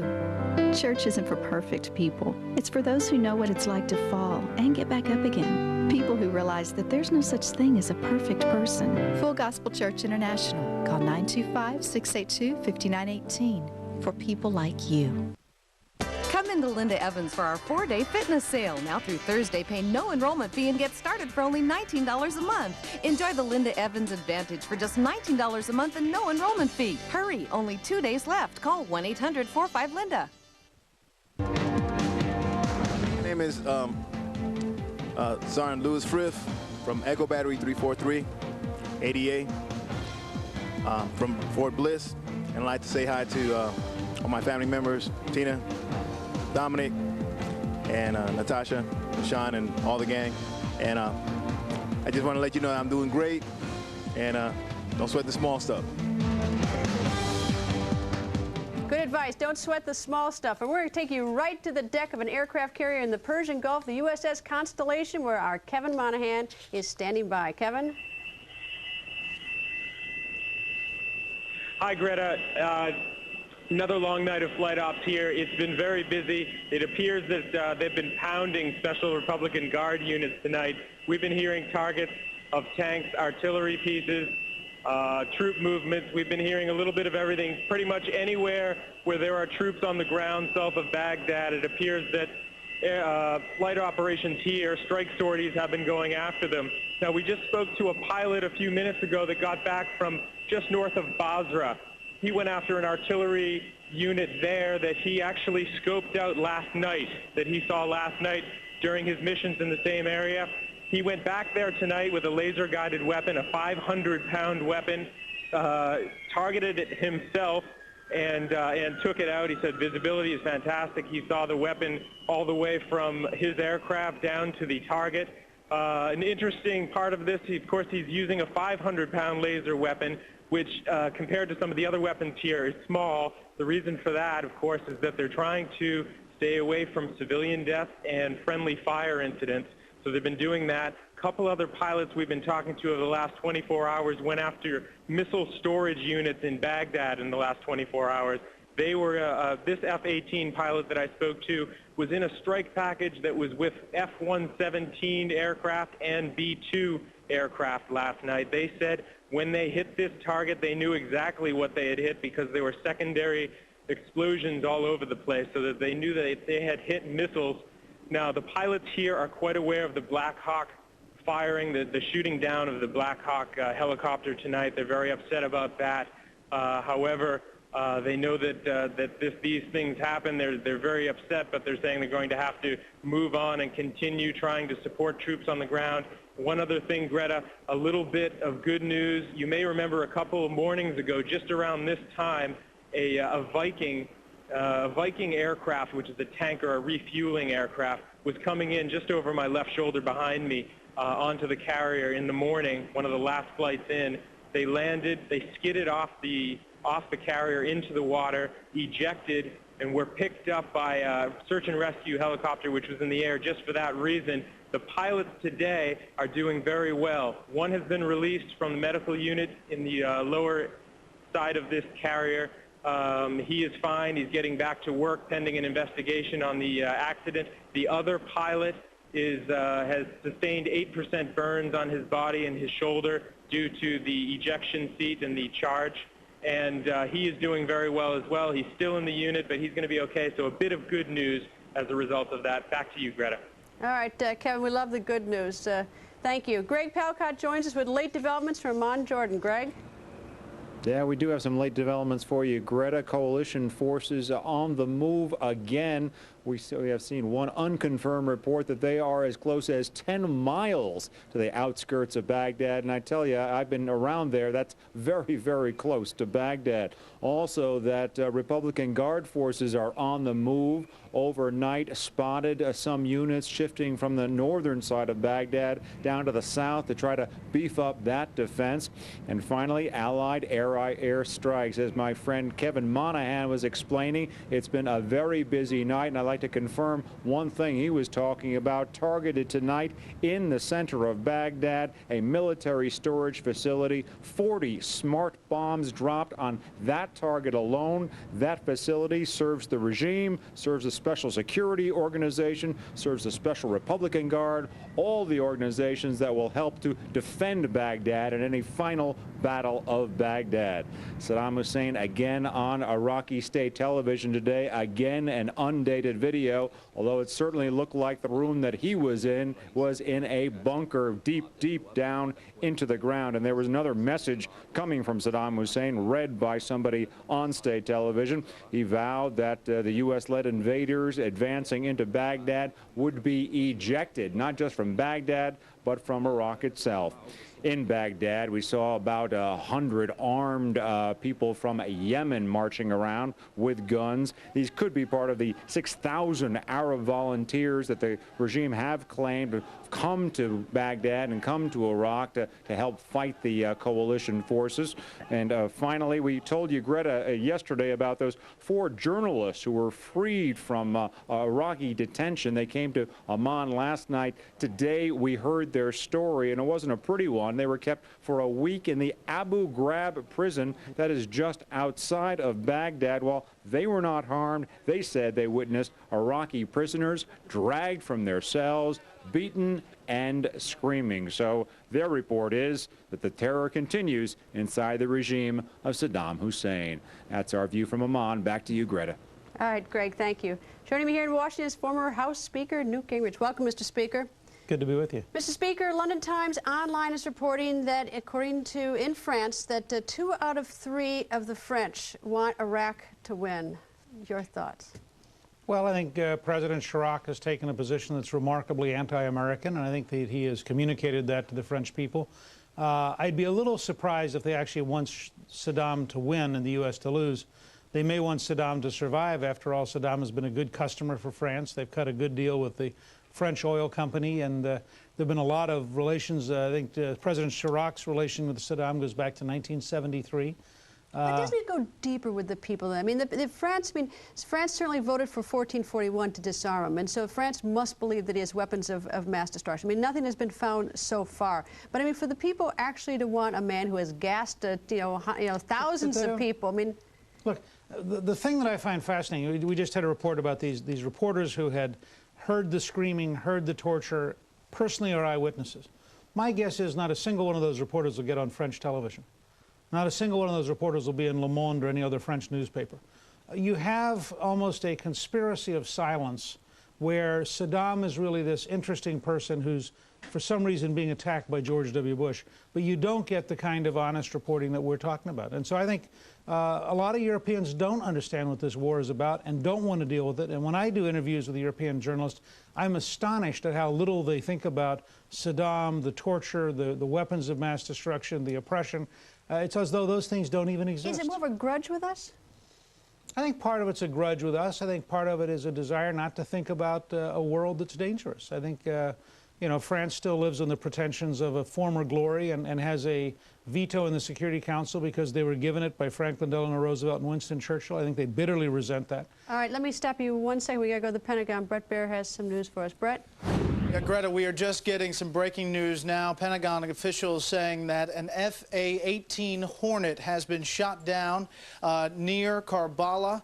It appears that it has been shot down by a surface-to-air missile in and around that town. We can tell you it's an FA-18 Hornet from the USS Kitty Hawk that was on a mission at the time. The FA-18 Hornet, as you see here, this is a one-seater, one pilot. Right now, we can tell you that there is a search ongoing for that pilot. Right now, we are getting initial reports that the combat search and rescue crews cannot find him. We are getting sketchy word as far as what happened specifically, but they are telling us initial reports are that an FA-18 was shot down near Karbala. This is the same place that earlier tonight a U.S. Army Black Hawk helicopter was shot down by small arms fire. Right now, Pentagon officials are telling us that it appears this fighter jet was shot down by a surface-to-air missile. Now, again, that is initial reports. We're hoping to get some more information, but confirmation coming from the Pentagon that a fighter jet has been shot down. Greta? Brett, in terms of the Black Hawk that went down, that wasn't a surface-to-air missile. That was small arms fire, right? Right. Small arms fire is how it's described by defense officials here at the Pentagon. Again, conflicting reports on how many were on board that UH-60 Black Hawk helicopter. There were 11, according to Pentagon officials, 7 confirmed dead and 4 wounded. However, Central Command released a statement saying there may have only been 6 people on board. They're still trying to work out exact numbers, but we can tell you that was a small arms incident from the ground, that Black Hawk being taken down. This FA-18 Hornet, a fighter jet, taken down, we're told, by a surface-to-air missile near the city of Karbala in central Iraq. And of course, that's the first one to be shot down. Brett, if you can, I'll let you go get some more information, report back, and we'll continue to bring information to viewers as we get it on this. As breaking news, fighter pilot is down. Mr. Speaker, disturbing news. Karbala seems to be, has an escalated form of battle, and at least now they're getting us in the air at least twice today. Maybe. Look, I mean, first of all, I don't think we quite know yet what happened with the FA-18, but it's really important for every American to remember that this is not a video game. This is not imaginary. Young men and women are risking their lives 24 hours a day right now in real combat against a determined opponent, many of whose most ruthless and vicious members have no future. I mean, they're fighting us this hard because they know that they have killed and tortured and raped people, and that they have, in a free Iraq, they have literally no future. So, I mean, I wake up every morning worried about our young men and women in uniform, and I never take for granted that we can get through a single day without losing some people that we love and we cherish. And that's part of what makes us different. I mean, but it's sort of interesting. I mean, so far, I mean, the casualties we've experienced, besides the friendly fire issues, they've been these freelancers, these thugs. I mean, or Iraqi military that seemed, had small arms almost, or some artillery. This seems to have escalated a little different. Now, I may be taking it out of proportion because we've been hit now in the last 3 hours with two pieces of our aircraft going down from fire. I think two things are going on. Karbala seems to be a real strong point for their defensive forces. And the tempo has really picked up dramatically. If you think about how many people we've had in motion in the last 24 hours between the Marines, the 101st, and the 3rd Division, we are taking a lot more risks in this crunch as we move into Baghdad. We are much closer to the enemy in contact all across the front. And so there's just mathematically more danger. From here until the point where we finish winning this war, there's consistently more danger. We're in closer contact. We've seen no evidence of their ability to mount a regular military campaign of any kind, but in defense, in ambush, masquerading as civilians, they do have some ability to kill some of our people, and we have to be very careful. And of course, the news is an FA-18 is down. We do not know where the pilot is. Brett Baer, our Pentagon correspondent, is getting that information, and we're going to bring it to the viewers as soon as we get it. Mr. Speaker, before you go, sort of jump gears a little bit here. What do we do if, after this war is over, we discover that the Iraqis have violated the Geneva Convention and hurt our prisoners, tortured them? Well, is there anything we can, I mean, what do you do at that point? It's more than just hurt our prisoners. I mean, it's also things they've done to their own people. I think the president's been very clear, and I commend him for this. But is there something we do about it? I mean, because we have rules of engagement. We have rules of engagement. The president has said we will treat these people as war criminals. I fully expect that you will see tribunals set up after this is over. You'll see some examples where people, for example, are on videotape where we know who they are. And I think you're going to see a serious effort to punish these people, whether that means the death penalty or whether that means very, very, very long prison terms. That's up to the military tribunal to decide. But the president's indicated that we're going to prosecute people for war crimes, and I believe him. I think that this is going to happen. I think it should happen. I think what we have seen is a stunningly vicious regime, a regime that frankly resembles Nazi Germany more than any other regime I can think of in its willingness to use brutality and torture. Mr. Speaker, always nice to see you. Thank you for joining us. We're taking a quick break. Up next, how is this war being portrayed in the Arab media, and does it put your safety at risk?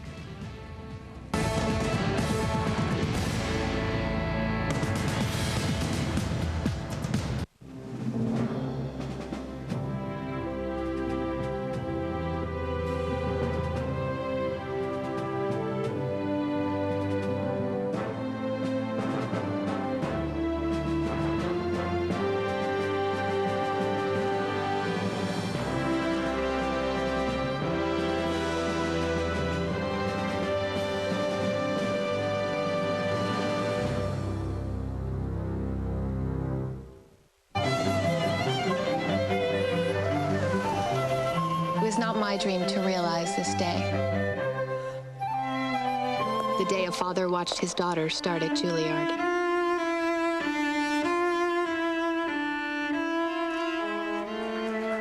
But I embraced that dream with unwavering attention and made it my own, because that was the dream of my client. And that's what I do at Morgan Stanley, one client at a time. You never know when you'll need allergy medicine. You could be outside, inside, in your car, anywhere. Now you can take non-drowsy allergy medicine right when you need it. Announcing Quick Dissolving Alavert. New Alavert starts dissolving the instant it touches your tongue, without water. Get prescription-strength, non-drowsy 24-hour relief. Even Claritin can't beat. New Quick Dissolving Alavert. Allergy medicine you can take right when you need it, Wherever you are. Tomorrow, the president pays tribute to the brave men and women in our armed forces. We will have live coverage of his visit to Camp Lejeune. Tomorrow, stay with the Fox News Channel.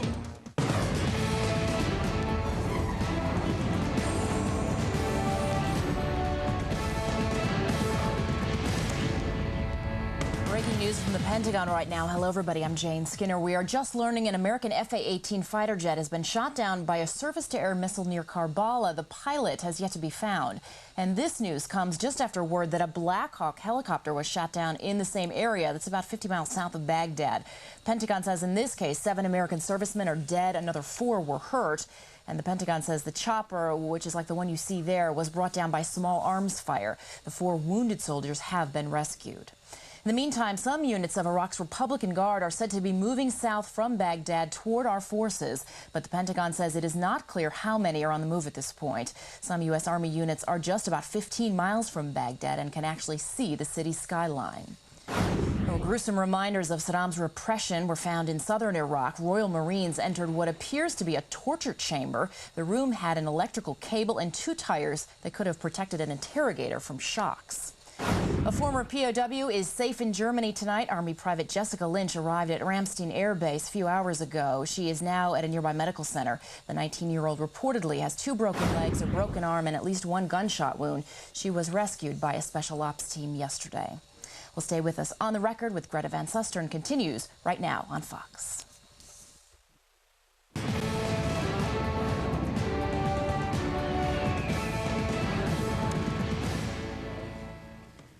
Rick Leventhal joins us now with the 1st Marine 3rd LAR Division. Rick?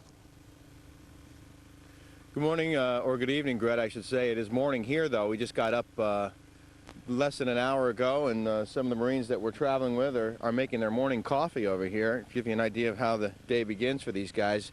Can you see the little heater down there, that camping stove? We've all got our metal cups, and they heat up the water and then dump some coffee and cocoa powder. Hey, Sergeant Gwaltney, what's the secret to a good cup of coffee?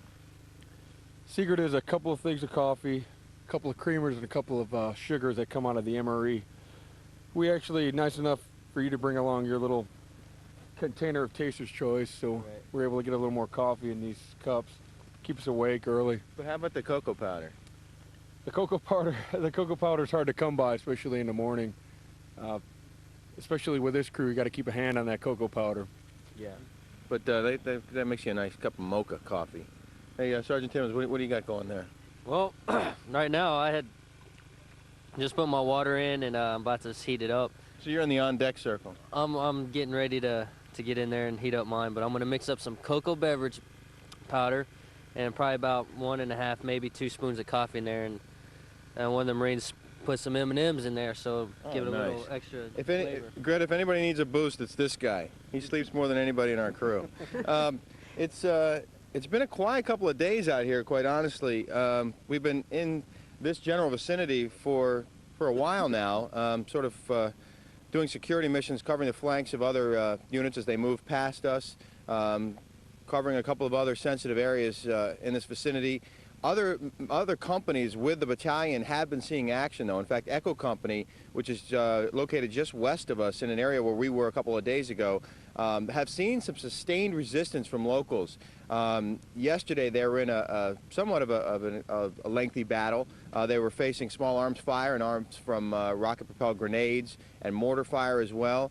And they return fire, and what we're hearing is that these Iraqis out there in the farmland and the woods are fighting in the same way every time, where they sort of stash their weapons. Then when the Marines come, they go and grab their weapons and shoot at them, and when the Marines shoot back, they drop their weapons and run off into the farmland and the woods. In this case, Echo Company did hit one of the Iraqi fighters, wounded him. They brought in a medevac helicopter and took him out of here. And they also captured half a dozen other Iraqi fighters, and those men are now amongst the enemy prisoners of war out here. We're going to probably meet up with Echo Company later today and talk to them about what happened, and there may be more action out there today, so we're going to wait and see, Greta. You know, Rick, you say that in the woods. As I look behind you, it looks like there isn't any woods for miles. I mean, that looks like sand forever. I mean, well, there's a lot of sand where we are. I don't know if you can make out the... Well, there's some palm trees. You might be able to see the palm trees in the distance there. And as you go further in that direction, there's more vegetation. Woods is probably a stretch, but there are stands of trees that allow the Iraqis to hide weapons and hide themselves. That's the area where we saw the anti-aircraft weapons the other day, where the Iraqis had hidden amongst the trees at the edges of fields, underneath brush, had hidden these big guns, and they were also making little campsites amongst the trees that were there. So there's enough cover that they can hide stuff, including themselves and their weapons, to fight from. When we spoke the other night, you talked about how that you had to get your chemical gear on, masks on. Any instances where you've had calls to do that in the past 24, 48 hours? No, and it's a good thing, because nobody likes to hear those cries of gas, gas, gas. You know, in every instance, you got to put your mask on and you've got to take cover, and then you have to wait for someone to figure out that it's safe to take it off again, and you get that all clear signal. And in many cases, that's 20, 30, 40 minutes, sometimes longer. We have not had those scares in the last couple of days. We did have a couple of consecutive nights where we had to get up in the middle of the night and put on our masks. You know, but everybody's carrying them and hoping they don't need them for real. Yes, we're hoping that for you as well. Rick, thank you, and thank the guys you're with. Adam Housley is standing by in Kuwait City with a late-breaking update. Adam? Greta, they're hiding in mosques. They're filling schools and hospitals with guns and ammo, but Saddam's army, as they try to set traps on coalition forces, aren't too successful these days as coalition troops avoid such circumstances. Now in Najaf, soldiers are sweeping through villages and really arresting Ba'ath Party operatives. It continues at this hour. The U.S. 101st Airborne also finishing off Fedayeen fighters. It is here that the U.S. Central Command says Iraqi fighters have taken up positions inside the Ali Mosque in Najaf in an attempt to draw coalition forces to attack the sacred Shiite shrine, of course, the Ali Mosque, but it won't happen. At least that's according to coalition military leaders in the region who have yet to go in or fire upon the mosque. Now, the British continuing their good work also, finding a cache of arms in an old schoolhouse near Zubair. The troops nearly with control of the town after a week of periodic fighting. The find of weapons, the latest grab as Saddam's troops retreat and coalition forces prepare to liberate the largest Iraqi city thus far. The battle for Basra continues, the second largest city in the country. A quiet night thus far, but it follows more fighting around the city during the day. Iraqi citizens, some fired on by their own troops, still in apparent limbo as they await word Saddam's regime has fallen. Coalition forces seem content with an occupation of the outskirts as reports of a possible uprising continues to come in. On the humanitarian front, massive shipments of food and water arriving in southern areas in need, the supply line opening up as the area becomes somewhat secure. The Red Cross and the Red Crescent said to be preparing a refugee camp along the Kuwaiti border to help those displaced by the liberation. Right now, though, the numbers are seemingly low. And we have some more on the Al Jazeera incident. Greta, I don't know if you've heard of this or not, but Al Jazeera apparently has decided not to broadcast live from Iraq. At least that's their spin. 2 of their journalists were not allowed to broadcast by the Iraqis. So Al Jazeera says in response they're not going to broadcast at all. So it's kind of in the old line of what goes around comes around, because Al Jazeera, of course, has been very controversial thus far in its war coverage. Greta? Adam, thank you. Joining us in Washington is Mark Ginsburg, former U.S. ambassador to Morocco. Welcome, Ambassador. Good evening, Greta. Big question. We know what we're hearing about the war here in the United States, and of course from our Fox News. You speak Arabic. You've been an ambassador in that region. You read the Arabic newspapers. Tell me what's being reported to the Arabic audience. It's a completely different story, Greta. What we're seeing on the Arabic news stations, as well as listening in the mosques and the sermons, as well as in the newspapers and television, is essentially a war where American weapons of mass destruction are being used against Iraqi civilians. There's an enormous effort on the part of the media to convert what essentially is a war of liberation into Saddam's intifada against the Zionist crusader. In effect, what Saddam is doing is borrowing a Palestinian template, which is being picked up in the Arab press.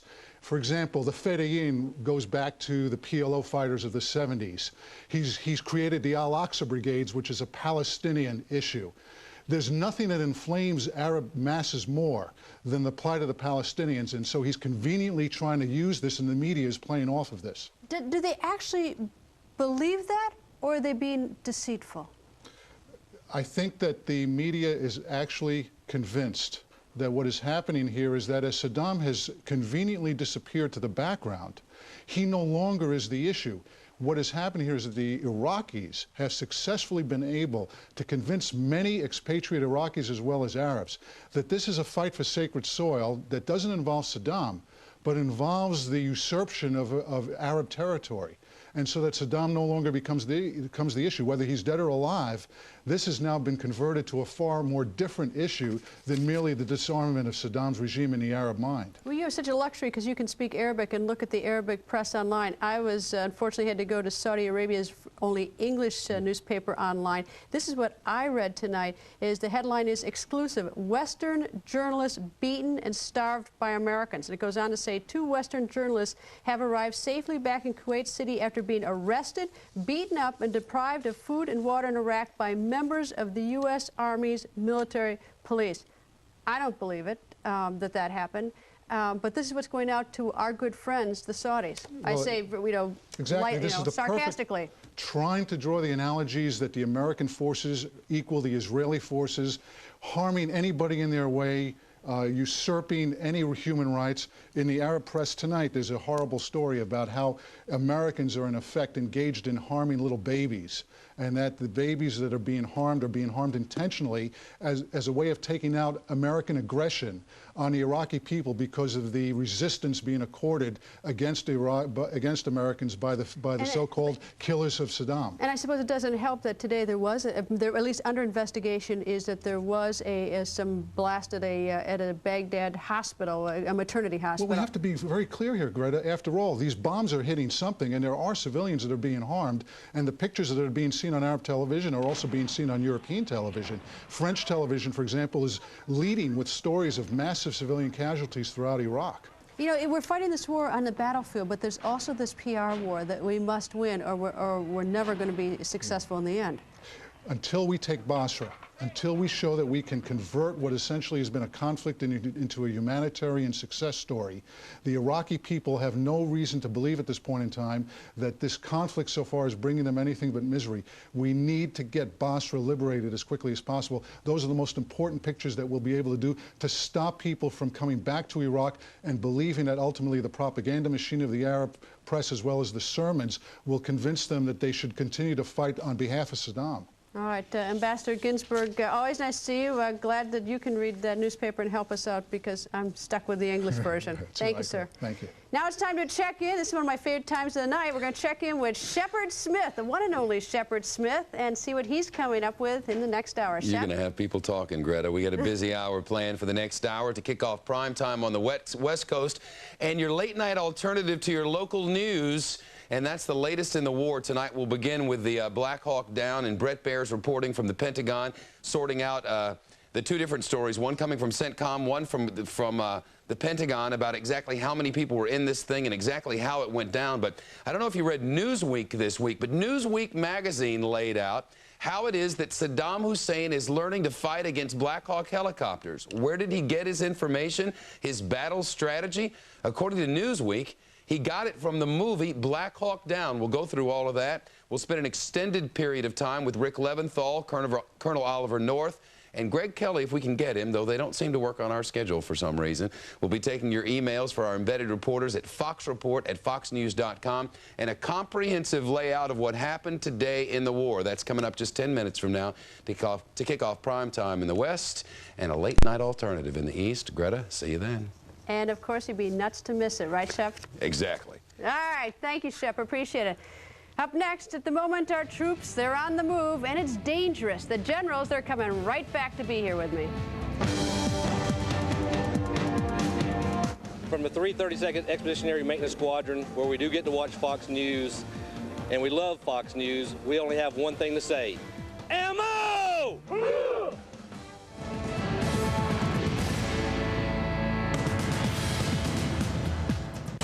The year's most entertaining movie You ain't seen nothing yet. is now the year's most triumphant movie. Damn right! Chicago is the winner of 6 Academy Awards, including Best Picture of the Year. You couldn't buy that kind of publicity. Critics cheer. It's brilliant, Yes! exhilarating, an absolute sensation. Oh! You can watch it over and over. That's Chicago. Chicago, rated PG-13. Now playing everywhere.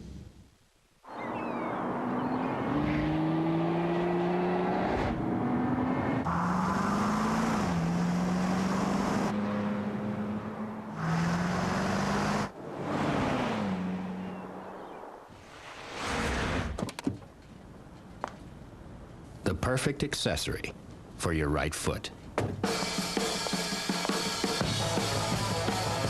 Cadillac CTS. Breakthrough.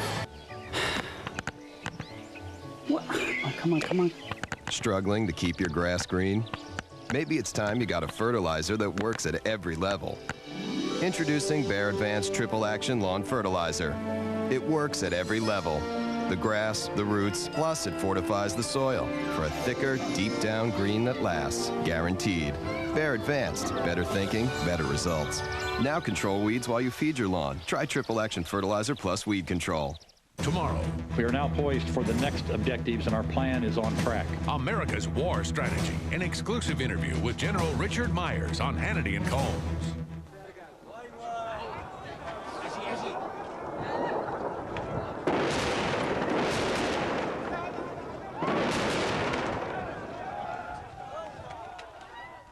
The generals are back. Retired Army Major General Paul Vallely, retired Air Force Lieutenant General Tom McInerney, and retired Air Force Major General Burton Moore. Welcome back, gentlemen. General McInerney, the wind-corrected munitions dispenser, the new bomb debuted today. What is it and why today? Well, actually, we'd use it in Afghanistan. We just haven't used it here. And that's a cluster bomb that has a lot of submunitions in it. And these submunitions, when they're dropped, they can take out a tank individually. Now, the important thing of the wind-corrected is that it's dropped from a B-52, say, at 30,000 feet. With the winds up there, and it has an inertial guidance, strapped-down inertial, that enables it to hit where you want it to hit. Otherwise, before, when we couldn't drop them that high. And that, of course, risks in the pilot who's dropping. If you fly higher, you avoid Yes, so it's safer for the pilot. That's the reason. Yeah, that's the thing. Plus, bombers fly high, so it means bombers can use these kind of munitions in addition. You know, General, when you hear we see so many photos of what's going on in Baghdad, the bombs being dropped, and I must confess it begins to blur. It's almost like what's left in Baghdad in terms of military targets. We've an enormous amount of ordnance has been dropped there. There has been, but there are an enormous lot of targets there that we're running into and taking out, but the list is starting to get shorter. And the interesting thing is the lack of civilian casualties that Baghdad hasn't really published, because we have really kept the collateral damage to a minimum, Greta. General Vallely, in terms of this red zone, at least what we call this red zone, this line, can you show with the screenwriter, you know, where it is that we have the greatest fear in terms of our troops and running into possible chemical weapons, although the two generals sitting right here with me say they don't think we're going to see chemical weapons? Well, Greta, let's go to the screenwriter real quick, and I'll show you that red zone here. We have some of our elements now within what we call that red zone, and we're not sure exactly where that red zone is, whether it's 25 miles or 15 or where, and that's not important. Critical factor is that we are moving in, and what we are moving towards is this inner perimeter now to take out those Special Republican Guard units that are still there. And when you mention targets, what are left? What we're talking about now are targets of opportunity. Those targets that all of a sudden rise on the battlefield, whether they're troop movements or masses of troops or whatever, we then bring in the right capability, whether it's the air or whether it's tanks, to take out those particular targets. So when we're talking about this red zone in here, what we're talking about is this whole area that can be, in fact, pursued from all these different directions here until that point is reached where we then may say, okay, you've got 24 hours to surrender, and then see what the other options may be after that. All right, General Moore, I took a lot of heat last night from viewers because I referred to Private Lynch as Jessica instead of by rank, and of course especially got it from the women who said I should know better. Private Lynch now is in Germany and apparently has significant injuries. When she is ready to be interviewed by the military, what are the kinds of questions are going to be asked of her? What do they want to know? I suspect that they have already began to debrief her. I suspect the Delta Force, which I'm assuming that's what went in and picked her up, started asking her questions at whatever level she could tolerate given her injuries and the shock that she may have been in, to find out as soon as possible anything she could tell them about how this happened, who took them, did she recognize anything at all, did she know anything about the other people that were with her that are now missing, any other kinds of information that she could possibly shed, which would help us as we continue the fight. General McInerney, what would you want to ask me? What would help our military action? Well, I think we'd like to know what happened to the other members, as General Moore said. That's extremely important. But, you know, she's in shock right now, so I don't think there's going to be an awful lot as they're trying to get her healthy. But as they can, they will. But the interesting thing is, where are the other people? They know they made a mistake, so I think the most important thing is are the others alive? What is the status of them? And then they can go into a more lengthy debrief. But the imminent question is, if the others are alive, can we find them? What happens after someone is injured? I mean, we've seen a lot of these brave soldiers coming back who have, and Marines, I should add. I know a Marine's not a soldier. I've learned that as well. They've told me that. When they're injured, are they then discharged? I mean, some want to return to service, but if you don't want to return to service, can you leave? I mean, will the military separate you? Well, it depends. No. You mean if you don't want to return to the combat zone? If you've gone through hell, I mean, a horrible experience. Well, normally the service will recognize that that's been a problem and you need to go through an adjustment period.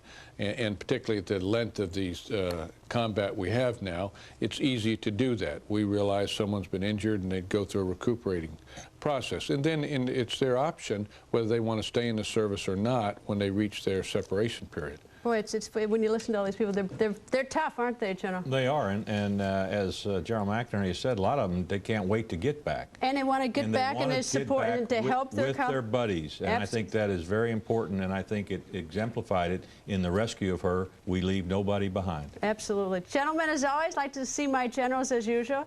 And a special thanks, of course, to our coalition troops in the battlefields and also their families who are all over the world for making such a great sacrifice. And keep your TV locked on Fox for real journalism, fair and balanced. I'll see you right back here tomorrow night, but don't go away. Our live coverage continues. Shep Smith is here, and he's next.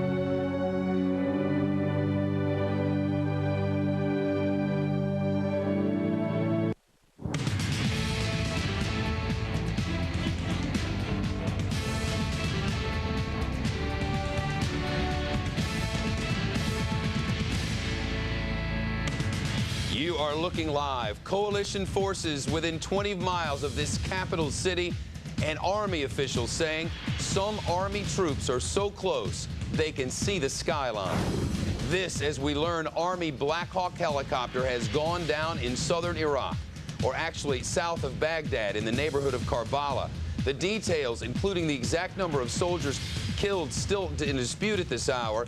It's the second U.S. helicopter to go down since the start of Operation Iraqi Freedom. You are looking live. The Pentagon, where top brass are warning as we press into Baghdad, the worst fighting may still be yet to come. Still unknown whether the Iraqis will unleash chemical or biological weapons. We're live at the Pentagon and the White House with in-depth analysis on a special edition of Fox News right now.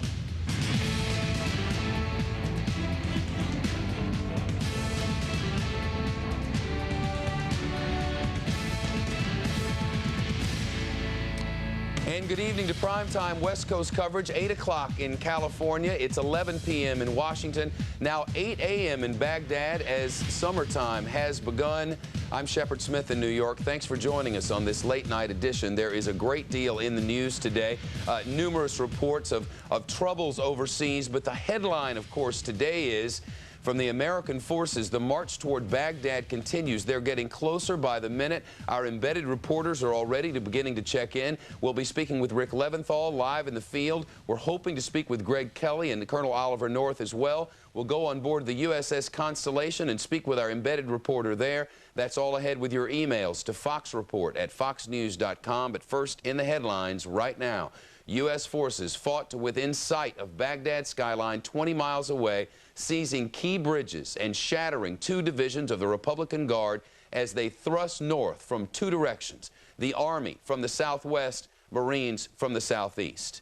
Let's take a look here at exactly how it's happening. You can see on the screen, Ryder, the directions that they were taking, some coming from this direction, others moving their way from this direction into Baghdad, and now we know that others are coming in this direction. It's been made quite clear now that the city of Baghdad is almost completely surrounded, and this red zone about which everyone has been talking has now been breached. We do know that the good guys have made their way all around the city of Baghdad, and we assume at least that between the good guys are some of theirs, though the exact locations are still in question. We'll be talking about all of this throughout the hour and how soon we might be getting to Baghdad.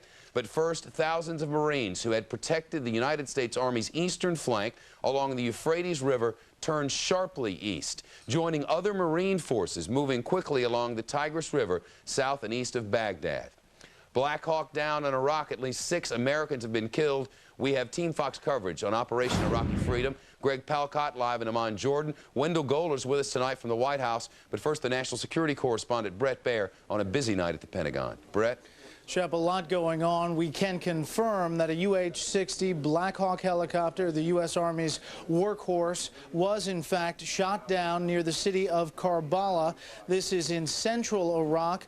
We can tell you that it was shot down by small arms fire about 5 hours ago. There was a search and rescue operation that recovered those on board. There are conflicting reports about just how many people were on board that Black Hawk helicopter. Pentagon officials saying 11 were on board, 7 confirmed dead, and 4 wounded. Those were initial reports. CENTCOM releasing a statement from Doha, Qatar, saying that there were 6 believed to be on board. They are trying to straighten out the numbers, but we can tell you it was shot down near Karbala.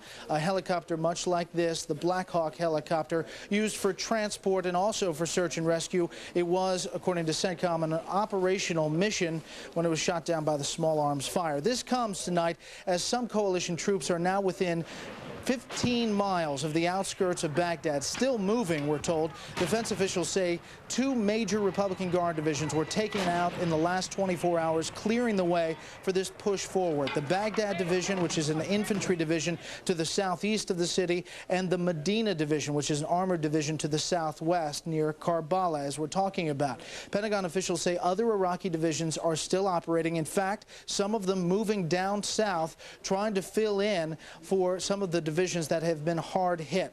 Now that coalition forces are this close to Baghdad, there is a concern at the highest levels here in the Pentagon that Iraqis could desperately decide to use chemical weapons.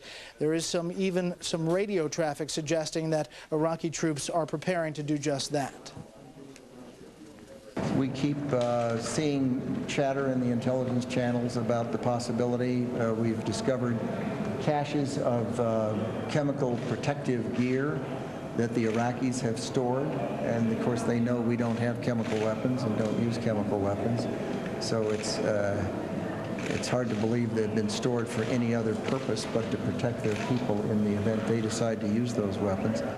Now, the U.S. Army soldiers with the 3rd Infantry Division and also the Marines with the 1st MEF, as they are closing now within 15 miles of Baghdad, we can tell you that they have stepped up their chem-bio protection. They have raised the level of that protection and all their chem-bio gear that they are wearing. Also on that air campaign, we can tell you today, one building in Baghdad was hit by 40 precision-guided weapons. That building, a secure storage facility for the Special Security Organization of the regime. Again, the breaking news, though, that the U.S. Army's Black Hawk helicopter shot down near Karbala. Get more details as we get them. Chip? Yeah, Brett, and we'll get back to you for that. But since you mentioned that precision-guided weapon strike, I have an email from someone here asking, why would we ever need to hit one place with 40 precision-guided weapons? Right. You know, it's described as a heavily secured storage facility. Unclear why we would need to hit one building with 40 JDAMs. That's a lot of firepower. But we can tell you that the Special Security Organization and the Special Republican Guard were said to be in that building, according to CENTCOM. Do you get a sense, Brett, they keep talking about how this circle is coming closer and closer to being complete. Do we have a sense today how much closer we are? Do we have a sense of progress here? Well, they're coming in from all sides, and Pentagon officials are not being shy about saying that. The 3rd Infantry Division coming in from the one prong, the Marines on the eastern flank. We also have Special Operations in the west, and the 101st Airborne Division is also in that area. So the Iron Circle, as they're calling it here in the Pentagon, is getting smaller. The question is about the chemical weapons, whether they'll be used or not, and exactly whether the Iraqis are trying to pull the U.S. forces into an urban warfare scenario inside Baghdad. That is obviously something the Pentagon does not want to do. They are saying they want to take tactical patience when they get to the point surrounding Baghdad. Understood. Brett Baer live at the Pentagon. Brett, thanks a lot. We'll get back to Brett with updates on more than one developing story that's happening right now from the Pentagon. Saddam Hussein showing up on Iraqi television today yet again. You know, they'd like for us to believe it's a today thing, but he's smiling and laughing and talking to his buddies around the big table, and once again, no way to verify whether the video was taken today or yesterday, as it were, as the time is a little different. Greg Palcott's in our Armand Jordan newsroom with more now. Hello, Greg. Hey, Shepard, that's right. Saddam Hussein might be smiling, but he doesn't have too much to smile about. Let me just fill in a few more details following Brett about some of the combat activity overnight. There was indeed a movement of Republican Guard forces from the north to the south to try to buck up the defenses. One report saying that they want to guard the international airport. They're worried about that being seized by coalition forces. Also, another unconfirmed report that those coalition troops are within 10 miles of the outskirts of Baghdad. That's going to be really, really close. This follows a big night of airstrikes against the Iraqi capital. Among the targets, command and control centers, telecommunication centers, and that center, that facility that Brett was talking about. In fact, that contains material, ammunition, munitions, dealing with the Special Security Organization, Special Republican Guard, the regime itself, all of the bodies, all of the organs that will be needed for any kind of last stand defense of Baghdad. And that's probably another good reason why 40 bombs targeted that specific location. And now to Saddam Hussein. We had a sighting, yet another sighting yesterday on state television. He was with some of his top cabinet military officials. He was in a room that looked very much like a room deep down inside a bunker. No windows, high walls. It looked like he was certainly hunkering down, even though he was smiling. Again, though, no date on that video. Also, later on state television, a message was read from Saddam Hussein, or allegedly from Saddam Hussein, saying that the U.S.-led invaders advancing on Baghdad would be stopped. Coalition forces, in fact, would be kicked out of Iraq completely. And finally, marching around Baghdad today looked a little bit comical, but it could be deadly serious in the coming days. Some 100 armed men coming from Yemen. Now, the regime has been saying that there's some 6,000 Arab volunteers arriving in Baghdad. This could be a part of that group that the government says allegedly is coming to help battle with coalition forces, and at least half of those, 3,000 is the claim of the government, willing to lay down their lives, willing to be suicide bombers in the battle against coalition forces. Serious stuff? Maybe. Deadly? Maybe. That's the word, Shep. Back to you. Greg Palcott live at our newsroom in Amman, Jordan. Greg, thanks very much. Just 24 hours ago, he was celebrating the rescue of one young private first class named Jessica Lynch. Now President Bush dealing with the loss of at least 7 more Americans in Iraq. Team Fox coverage continues now. The White House correspondent Wendell Goler live with us from the White House. Wendell? Shepard, there's been no official reaction to the Black Hawk Down from